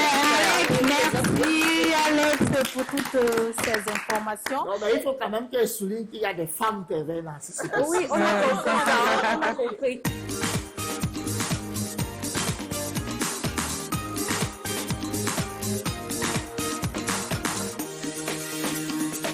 les femmes d'impact ont marqué durant ce mois et Vicky revient sur quelques actualités importantes de ces femmes-là. Eh oui, Mireille, mesdames et messieurs, au cours de ces dernières semaines, les femmes ont fait la une de par leurs actions et leur impact au sein de leur communauté. Débutons par Miss Univers 2023. Le Cameroun y participe pour la 3e fois et se classe dans le top 3 des meilleurs costumes. La première dauphine Miss Cameroun 2023, Mona Lisa Moukete, a fait sensation à la suite de son défilé en tenue traditionnelle, arborant un costume représentant valablement la diversité culturelle de plusieurs régions de notre très beau pays. Une prestation qui lui vaudra la 2e place de ce classement devant le Canada. L'écrivaine Jalil Amadou Amal a participé au mois de février au Festival du livre africain à Marrakech, dénommé le Slam. Lors d'un café littéraire qu'elle a animé avec plusieurs autres auteurs de renom, le prix Concours des lycéens 2020 a rappelé le destin lié des pays africains et sollicité un rapprochement plus visible. Fondation Caribert, Muriel Blanche, présidente de cette organisation, annonce la tenue d'un gala de charité le 6 avril prochain. L'objectif vise à créer un centre multifonctionnel d'insertion socio-professionnelle des mères seules en milieu rural. Bon vent, Muriel. Notre Best Talent de cette édition va à l'endroit de Madame Fessé Eva, promotrice de l'Institut Eloli World, distinguée à l'occasion du African Women Economics and Leadership Forum, un award en la qualité de femme leader dans l'univers des arts créatifs. Last but not the least, notre présentatrice Mireille Flore Manet des faux photos. Didier Hamza, pourquoi tu as coupé alors que je me préparais à sortir ma dernière touche? Grâce Deka, bonsoir. Bonsoir. Bienvenue. Alors, il faut dire que cette chanson a bercé notre enfance. On a dansé sur cette chanson. Aujourd'hui, en 2023, on danse encore sur Mouniengue. Alors, grâce Deka, vous êtes ce soir notre Impact Builder. On va s'asseoir. Merci. Vous avez constaté que le décor a changé, mais nous sommes toujours dans le restaurant Le Keva, restaurant situé à Bonapriso, juste à côté de la pharmacie du Plateau. C'est un cadre magnifique, propice pour des rencontres, pour se retrouver en amis, en famille et passer des beaux moments. Le restaurant Le Keva est ouvert 24 heures sur 24. Alors, grâce Deka, je l'ai dit, vous êtes notre Impact Builder ce soir, ce qui signifie que vous êtes un modèle d'inspiration pour la femme aujourd'hui, modèle qui a réussi par le travail et l'effort personnel. Ça, il faut le préciser. Les dames. En effet. Vous êtes toutes en beauté ce soir. Merci. Comme toujours d'ailleurs. Et vous aussi, hein. Et vous aussi, hein. Et justement, pour parler de beauté, si tu me permets, Mireille, j'ai une question qui me vient à l'esprit comme ça, que je souhaiterais poser à Grâce Deka. Eh bien, Grâce Deka, aujourd'hui, vous êtes classée parmi les plus belles femmes du Cameroun. Vous ne saurez donc laisser nulle indifférence sur son passage, ou sur votre passage. Et il me vient à l'idée de vous poser la question de savoir quel est le conseil que vous donneriez à la jeune fille quant à la gestion de cet atouts naturel qui, ma foi, pourrait avoir un impact positif tout comme négatif sur sa vie professionnelle. C'est une question difficile qui est lourde de conséquences. Parce que ce que je peux vouloir dire peut ne pas plaire. Mais mon rôle n'est pas de plaire. En effet. Mon rôle, c'est de dire ce qu'il faut parce que je suis une éducatrice. Justement. Je crois que la jeune fille doit rentrer un peu, se rapprocher un peu plus de maman. de grand-mère. Comment ça vivait à leur époque? Pourquoi la vie était plus belle, plus éloquente, sans être débridée, sans être dégradée. Je crois qu'on a beaucoup regardé les télévisions et tout ce qui nous venait de l'extérieur et une influence pas forcément positive. Parfois, on apprend des choses. Parfois, tout ce qu'on voit n'est pas bon, ne sied pas à notre éducation. Parce que la valorisation, je crois que quand on regarde les femmes africaines, elles vont être number one dans comment une femme doit se comporter, comment elle doit être, comment se donner. Et aujourd'hui, on ne voit plus beaucoup ça. Mais moi, je suis de la vieille école. Alors, merci Grâce Descartes. Les filles, ce qu'on va retenir, c'est que ne soyez pas des belles et tais-toi. Soyez comme Grâce Descartes, comme disent les anglo-saxons, beauty with brain. Alors, et je tiens à rappeler que Grâce Descartes, malgré sa beauté ou avec sa beauté, elle est chef d'entreprise, elle est artiste musicienne, elle est épouse et maman, Léonie. Moi, j'ai une question. Et voilà. Très engagée dans l'église. Moi, j'ai une question. Oui. J'ai appelé ça beauté, réussite, foyer, entrepreneuriat. Quelles sont les conséquences? Quelles sont les conséquences? Oui. Moi, je crois que les conséquences, il n'y en a pas beaucoup. Mais ça demande beaucoup de privation, beaucoup de discipline, beaucoup d'objectifs qu'il faut atteindre, et se donner les moyens et bâtir des stratégies pour y arriver. La première des stratégies, c'est reconnaître que Dieu a fait la femme avec beaucoup de dextérité. Avec beaucoup de... Dextérité. Ok, d'accord.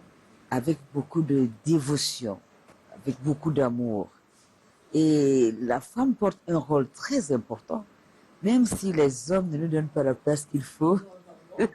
J'ai rien dit, j'ai juste regardé. La femme joue un rôle prépondérant. C'est la femme qui donne la vie. C'est la femme qui porte l'enfant. Et même celles qui n'ont pas eu des enfants, parce qu'elles n'ont pas compris qu'il n'y a pas de stérilité dans la maison de Dieu, elles peuvent en trouver dans la famille ou dans la société, être mère, devenir mère et ensuite s'occuper de ses enfants pour que le lendemain soit un lendemain formidable. Alors, le premier boulot est d'abord enfant. C'est dans l'enfance que tu apprends comment devenir femme. Si tu as vu ta mère dans une situation plutôt pas convenable ou déplorable ou dévalorisante, ça peut jouer sur ta tête. Et quand tu as vu les femmes de la société que tu respectes, que ce soit les tatas, les tantines, les grand-mères, qui ont un comportement qui va dans le sens de ce que, je vais donner un exemple pour être plus clair, peut-être qu'à l'église, on n'accepte pas. Tu peux te dire, les jeunes filles, elles font ça. Elles ne sont plus de cette époque.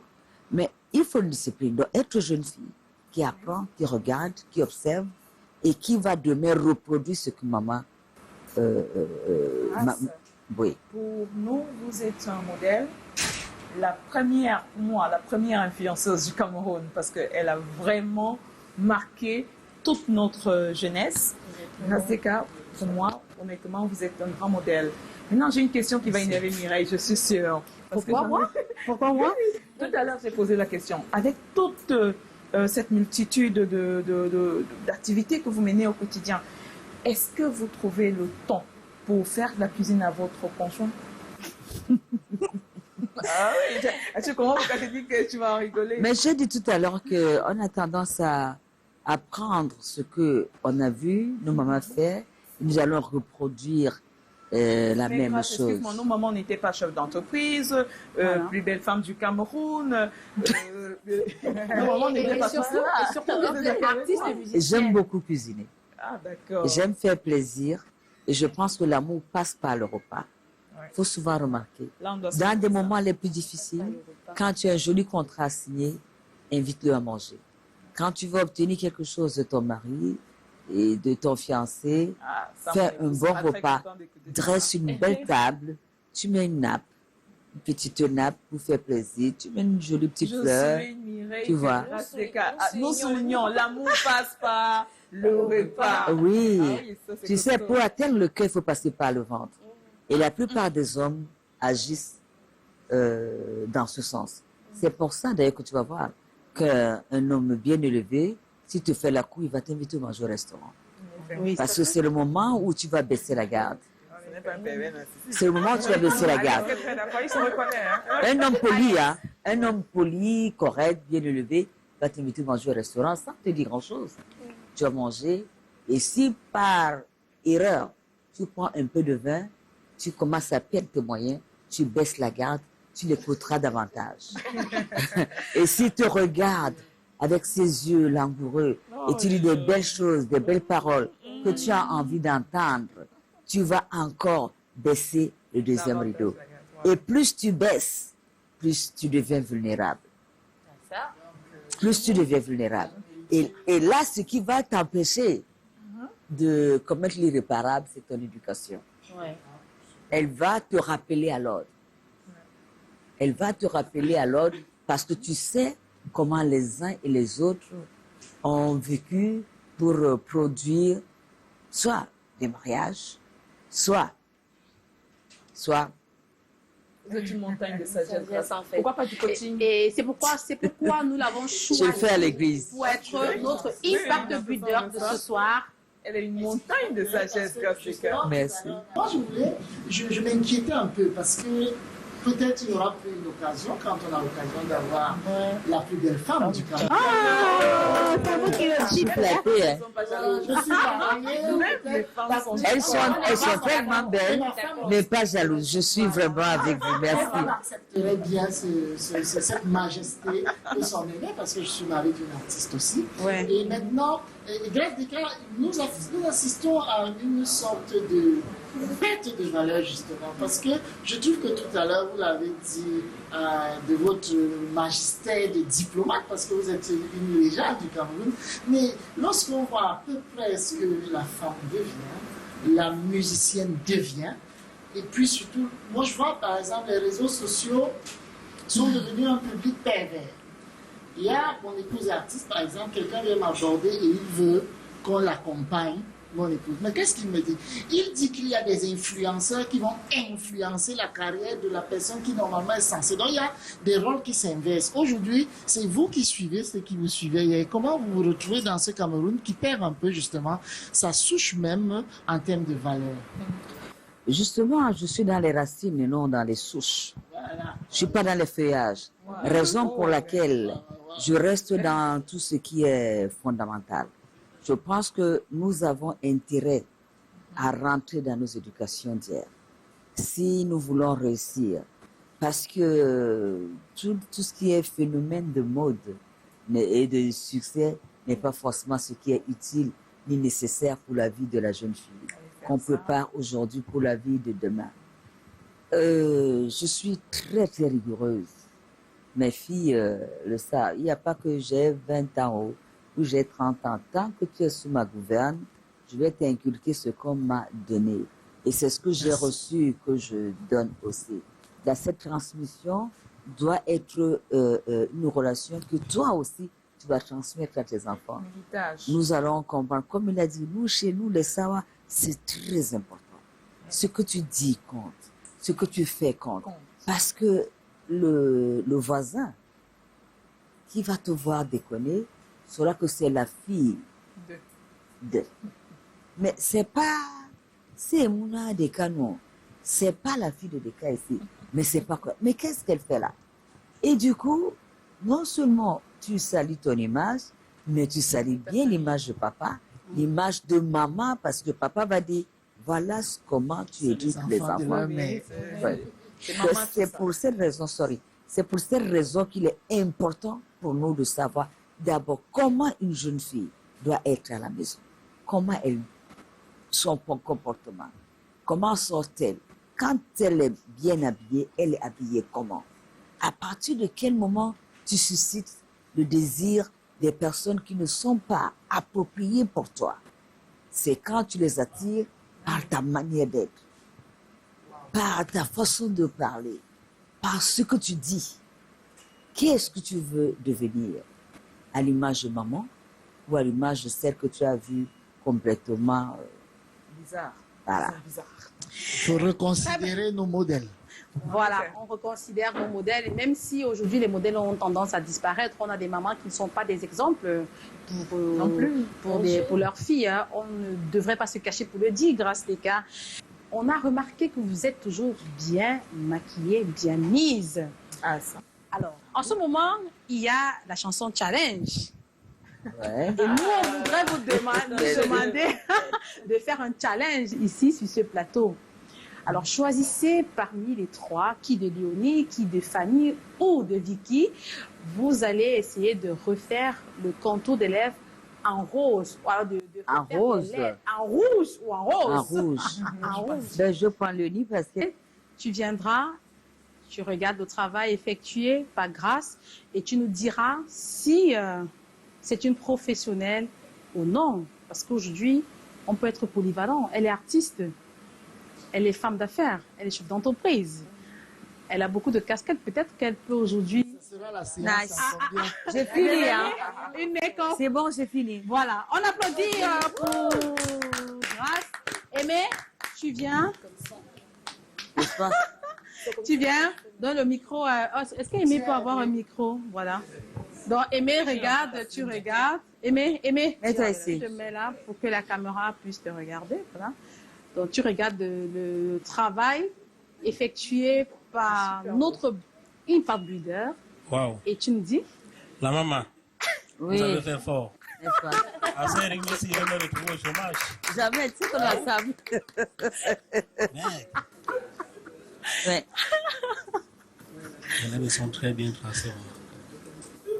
Très joli apparemment. Très joli, très joli. Mais merci. Formidable. Je vous donne une note. Aimé, tu lui donnes quelle note? Je vous donne une note de 10 sur 20. Non, Le reste... non, 10 sur 20. Non, non. Ah, attends. Ok, donc. Bon, attends. Il veut donner sa note. La note, c'était sur 10. La note est sur 10. Voilà. La maman, vous avez une note de 9 sur 10. Wow! Donc, si je comprends, elle peut devenir une make-up builder. Vient de passer avec brio le challenge de make-up artiste. Nous, en retour, pour lui faire plaisir, nous allons passer également un challenge. Vous savez qu'elle vient de mettre sur le marché, elle vient de commettre un single intitulé Challenge. Et ce single fait le tour sur les réseaux sociaux. Chacun essaye de faire un challenge. Nous aussi, on va faire un challenge. Et tu vas nous noter, hein? Bien sûr. Tu vas nous noter qui de nous, 4, nous 5. Chauffe, prépare. Je ne veux pas des images qui vont me poursuivre toute ma vie. Mais Alex, même si on est un homme de Dieu, on est un préposant. Non, je n'ai pas dit ça. J'ai dit je suis très mauvais danseur. Ça n'exclut pas que tu puisses. Mais je veux te dire que. Lever, Mais ça ne doit pas te gêner de danser challenge. Parce que challenge, c'est une chanson. Moi, je suis une femme de Dieu et tout ce que je fais est originaire de la parole de Dieu. Par exemple, ici, dans challenge, je parle de l'hypocrisie. Je parle de l'hypocrisie. Et tu vas trouver le 33 versets qui parlent de l'hypocrisie. Oui, oui. L'une des versets dont la parole de Dieu nous enseigne, Jésus nous dit, tu n'enlèves pas d'abord la paille dans ton œil, mais tu vas chercher à enlever le fruit qui se trouve dans l'œil de l'autre. Ça, c'est l'hypocrisie. Quand il dit, ces gens m'honorent que des bouts de lèvres, pas de leur cœur. C'est toujours pour mentionner l'hypocrisie. Il y a plein de versets bibliques qui te parlent de l'hypocrisie. Mais je pense qu'on s'est mépris. Je disais que je suis mauvais danseur. Mais c'est ça qu'on va regarder. Et alors que le challenge de l'enfant de Dieu, c'est d'être capable de lever toutes sortes de challenges. Maman, s'il te plaît, non bien dit. Fanny, oui, vas-y. J'ai une question avant qu'on ne lance le challenge.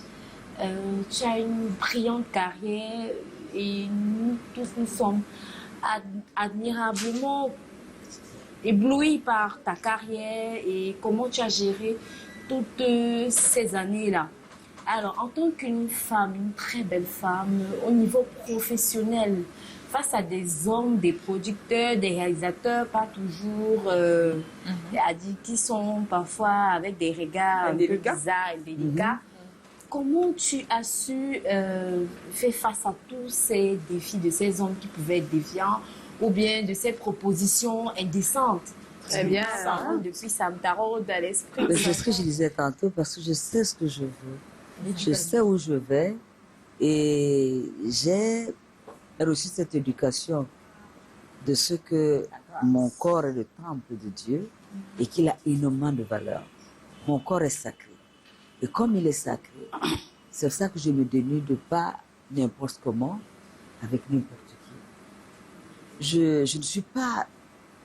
Je ne rentre pas dans ce jeu de séduction. Il est très dangereux. Son corps est sacré. Je sais où je vais. Peu importe le prix, les moyens qui sont mis en jeu. Oh, il y en a. Ouh là là, si tu sais le nombre de personnes outillées financièrement, je dis bien outillées financièrement, physiquement, même parfois, qui m'ont promis la même chose. Mais derrière ça, je viens avec mon éducation qui est coriace. Mon éducation qui m'interdit. Je ne suis pas dans les plaisirs de la chair. J'ai dépassé ça. D'ailleurs, je n'ai jamais vécu ça. Parce que mon papa était un homme, très bel homme, grand de taille, très très clair, beau, avec des taches de rousseur. Donc, comme on dit, vous n'avez pas pris ça loin, alors. Non. Vous avez Et ma mère, votre très père. belle femme. Dans cet homme-là, qui avait les moyens, qui avait les méthodes, les mécanismes de séduction, savait comment il arrivait facilement à faire tomber ces dames.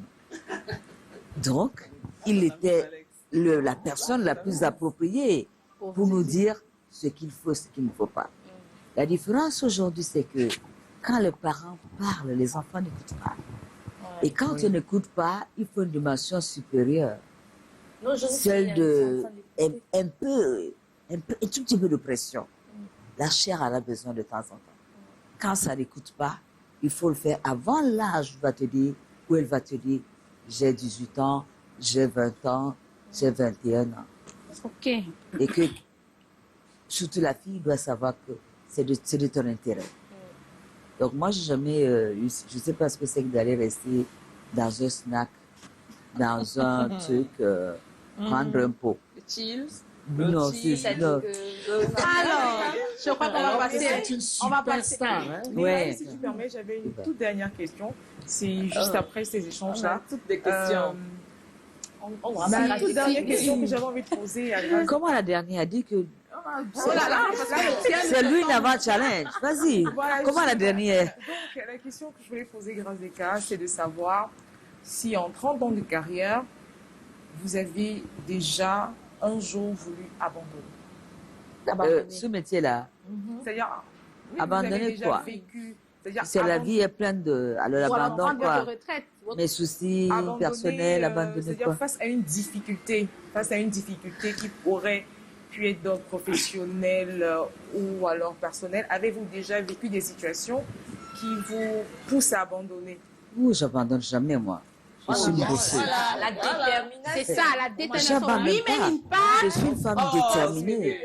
On ne peut pas arriver à ce niveau sans passer par des difficultés énormes. On ne peut pas. Déjà, comme on me le dit, même la beauté est une difficulté. Ah, ça. Le saviez-vous? La beauté est une difficulté parce que tous les hommes vous disent je t'aime, je t'aime, je t'aime. Et peut-être un seul le dit vraiment et le pense. Sur 10 ou 20 qui vont vous dire la même chose, c'est juste vous dire que j'ai été avec elle. Tu vous seras une, c'est dans le palmarès, elle est passée aussi, ils vont cocher. Parce que, et qu'est-ce que tu dois faire? Tu dois répondre oui à tout. Tu souris, tu comprends. Tu peux transformer cette relation, une relation forte, amicale, et avec une distance énorme. Parce que l'amitié entre un homme et une femme, La ligne est très fine. Oui. Donc, on comprend grâce, en conclusion, qu'on ne devrait jamais abandonner, quelles que soient les difficultés. Et c'est ça le caractère d'une femme d'impact, une femme forte. Women Impact. Yes. Alors, nous allons passer à présent à notre challenge. Et Grâce va nous noter. DJ Hamza, qui nous accompagne ce soir. DJ, c'est parti. DJ Hamza.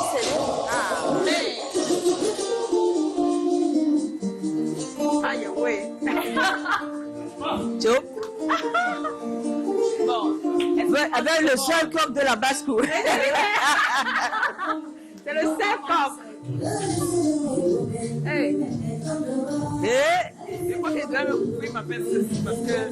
Jojo. Je vais pas encore la page là.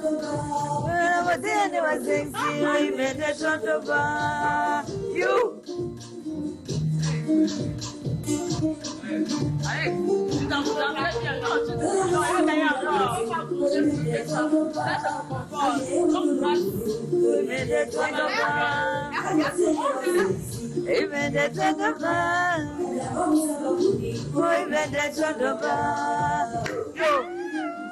Ça c'est bien ça. Natus. Natus. Vous êtes qui avez gagné. Vous êtes qui avez gagné. Je te vois. Hey.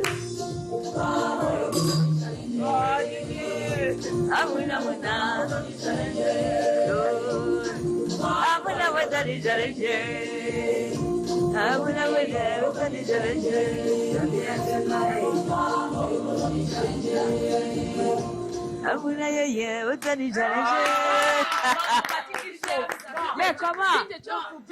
Mince. Vraiment, ça a donné.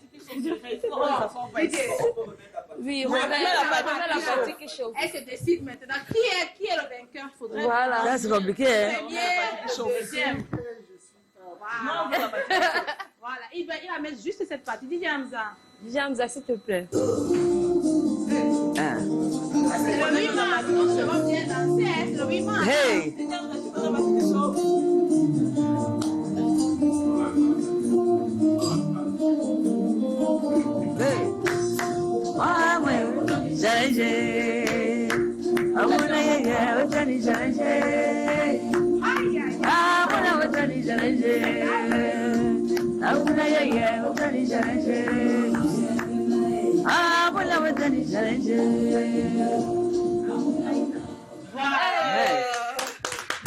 Ouh là là, ça va pas être facile, hein. Elle ne va pas être facile, hein. Ou la serait dans le jury. Ou la meilleure. De toute façon, je veux que je consulte ma grille et qu'elle me dise ce qui vous avez tous dansé, mais surtout bien dansé. Vous avez été accompagné par lui qui a donné un peu de punch. Flo, tu étais un peu dans les glamours avec ta tenue de toilette. Mais il y a ce plus produit qu'elle a mis quoi? Elle a fait quoi? Elle a fait le balaté. La deuxième partie, elle était trop, elle bavardait trop.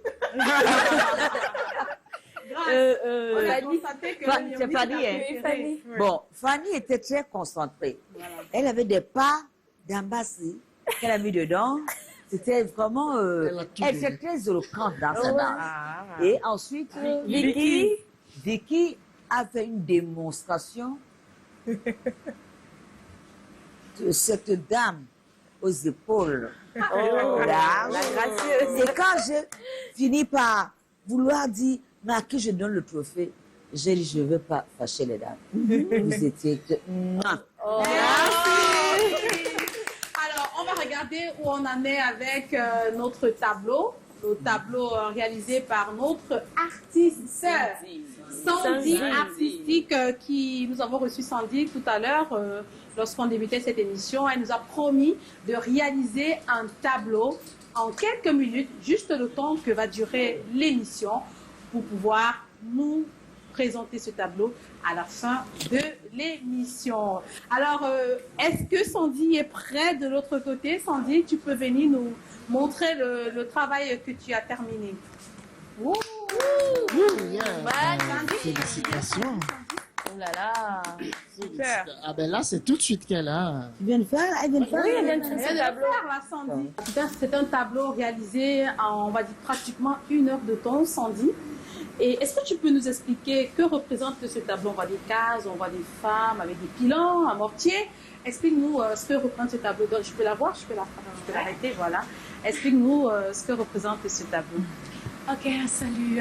Ce tableau, ça explique la femme de l'humanité, la femme capable, la femme forte, la femme de l'univers, la femme qui apporte beaucoup d'énergie dans le foyer et n'importe où, la femme là qui apporte le pouvoir. Parce que derrière un homme ou devant un homme se trouve une bonne femme. Et cette couleur, la couleur rouge, jaune et un peu de couleur là, donc déjà rouge, c'est la puissance. Beaucoup d'énergie. Oh là là. C'est ça qui accompagne la femme. Encouragée. Vous voyez? Sandy. Artistique. Merci. Et la lune va avec la femme.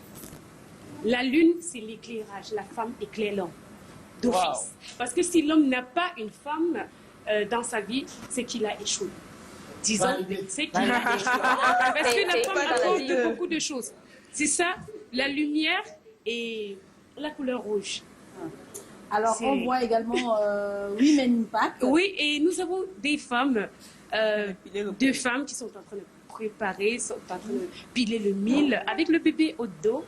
Donc, aujourd'hui, je me rends compte que beaucoup d'hommes laissent les femmes tout faire. Et ce n'est pas bon. L'homme n'est plus l'homme d'avant. Les hommes d'avant, donc, ils laissent tout à la femme. La femme est devenue homme, en même temps femme. On comprend qu'aujourd'hui, à travers ce tableau, Sandy, l'homme a besoin de la femme a besoin de l'homme et ils sont complémentaires comme on dit. Et aujourd'hui, c'est le 8 mars, on célèbre la journée internationale des droits de la femme. Alex, on comprend que la femme a besoin aussi de l'homme et l'homme a besoin de la femme. Je vais réagir par rapport au message et surtout parler à mes frères hommes. Vous savez, les droits de la femme n'ont pas l'intention de s'arrêter. Et aujourd'hui, dans beaucoup de formations que je fais, c'est aussi de la masculinité positive. Avant même l'inclusion de la femme, il faut que les hommes comprennent. Vous savez, quand on parle de l'émergence d'un État, c'est les contribuables. Et aujourd'hui, la femme est un contribuable autant que l'homme. Alors, toutes les mesures internationales, diplomatiques, nationales, gouvernementales sont déjà engagées pour que la femme contribue au même titre que l'homme. Donc, les préjugés d'avant, les stéréotypes d'avant, la place de la femme, c'est telle. Il faut peut-être revoir parce que la machine est tellement forte que dans 10-15 ans, si nos jeunes garçons d'aujourd'hui n'intègrent pas l'égalité, ils seront des parias sociaux. Voilà, nous allons, Sandy, tu vas remettre ce tableau et je précise un tableau Women Impact. Merci, merci pour cet honneur. Et nous, en retour, nous allons remettre le tableau à notre Impact Builder de ce soir qui est l'artiste Grace Deka. Sandy, je te permets. Le tableau. Merci beaucoup. Merci ma fille. C'est très joli avec tes couleurs de rouge passion, jaune soleil avec l'ombre. Elle a elle a dit une histoire. Elle a raconté quelque chose, ce qu'elle vit autour d'elle, ce qu'elle voit autour d'elle. Ce qui n'est pas forcément le propre de tous les hommes, j'imagine. Bien sûr. Mais ça veut quand même dire que réveillez-vous, hein. Réveillez-vous. C'est un souvenir. Grâce à Deka, vous allez repartir avec ce tableau. Oh là là, merci. Ah, même tu as le numéro de téléphone. Il est bien signé, t'inquiète. Vous le garderez en souvenir de Women Impact, votre participation à l'émission Women Impact, surtout que vous avez participé à la première de ce talk show féminin qui sera désormais diffusé tous les mois sur Canal International. Merci d'être venu sur ce plateau Grâce Deka. Merci d'avoir accepté notre invitation. Merci les femmes, merci pour l'initiative importante de voir d'abord les femmes bien habillées, qui représentent un peu chaque femme ici, qui représente l'éducation de sa maman. Chaque femme ici, présentement. Dans une coquetterie extraordinaire, exceptionnelle, Vous êtes en train de dire à nos enfants de regarder comment ça se passe. On peut être jolie, on peut être belle, on peut entreprendre et réaliser dans chaque domaine de la vie, de laisser une image exceptionnelle de la femme. Pour ça, je veux du formidable. Merci, c'est très bien ça. Merci. Merci beaucoup. Women Impact. Of course we build. J'ai compris que tu m'as invité, mais tu veux que j'ai des soucis. Pourquoi tu ne veux pas que je parle à mon frère? Vous allez parler, non? Vous allez parler, il n'y a pas de problème. Après les Vraiment, tu es très fort. Parce que tout à l'heure, quand j'étais là, je t'entendais parler des natifs pervers. J'avais les yeux comme ça. J'avais des oreilles. C'était un sujet très important. Ouais. Je n'ai pas pu être à côté de toi pour en parler, mais c'est très important parce qu'il y a beaucoup de malades dont les gens ne sont pas conscients. Il faut le reconnaître, les narcissiques pervers sont des premiers séducteurs. Comme je ne sais pas si tu l'as dit, sont des séducteurs et en même temps, qu'est-ce qu'ils font? Ils font tout pour que tu sois seul, pour te tenir et faire de toi ce qu'il veut. Et tout le monde aura l'image qu'il a donnée, cette image de quelqu'un qui est formidable. Et même quand tu vas dire, mais maman, il m'a fait ceci, il m'a fait cela, on aura du mal à te croire parce qu'il laisse notre image. Ne laissez personne pour lui ce que Dieu a fait de lui. Amen. Et c'est sur ce message que nous mettons un terme à ce premier numéro de Women Impact, le talk show féminin de Canada international. Je vous l'ai dit, ce soir, je suis accompagnée par des femmes d'impact. Ce ne sont pas des professionnels de la communication civile, ce ne sont pas des journalistes, ce ne sont pas des animatrices, ce sont des femmes d'affaires, mais qui ont décidé de m'accompagner, moi, dans ce projet pour qu'on essaye de sensibiliser la femme, la jeune fille et de mettre en lumière ces femmes-là qui impactent déjà sur nos vies. Merci de nous avoir suivis. Restez en compagnie des programmes du Canada international qui se poursuivent. Bonne soirée. Je vous retrouve le mois prochain.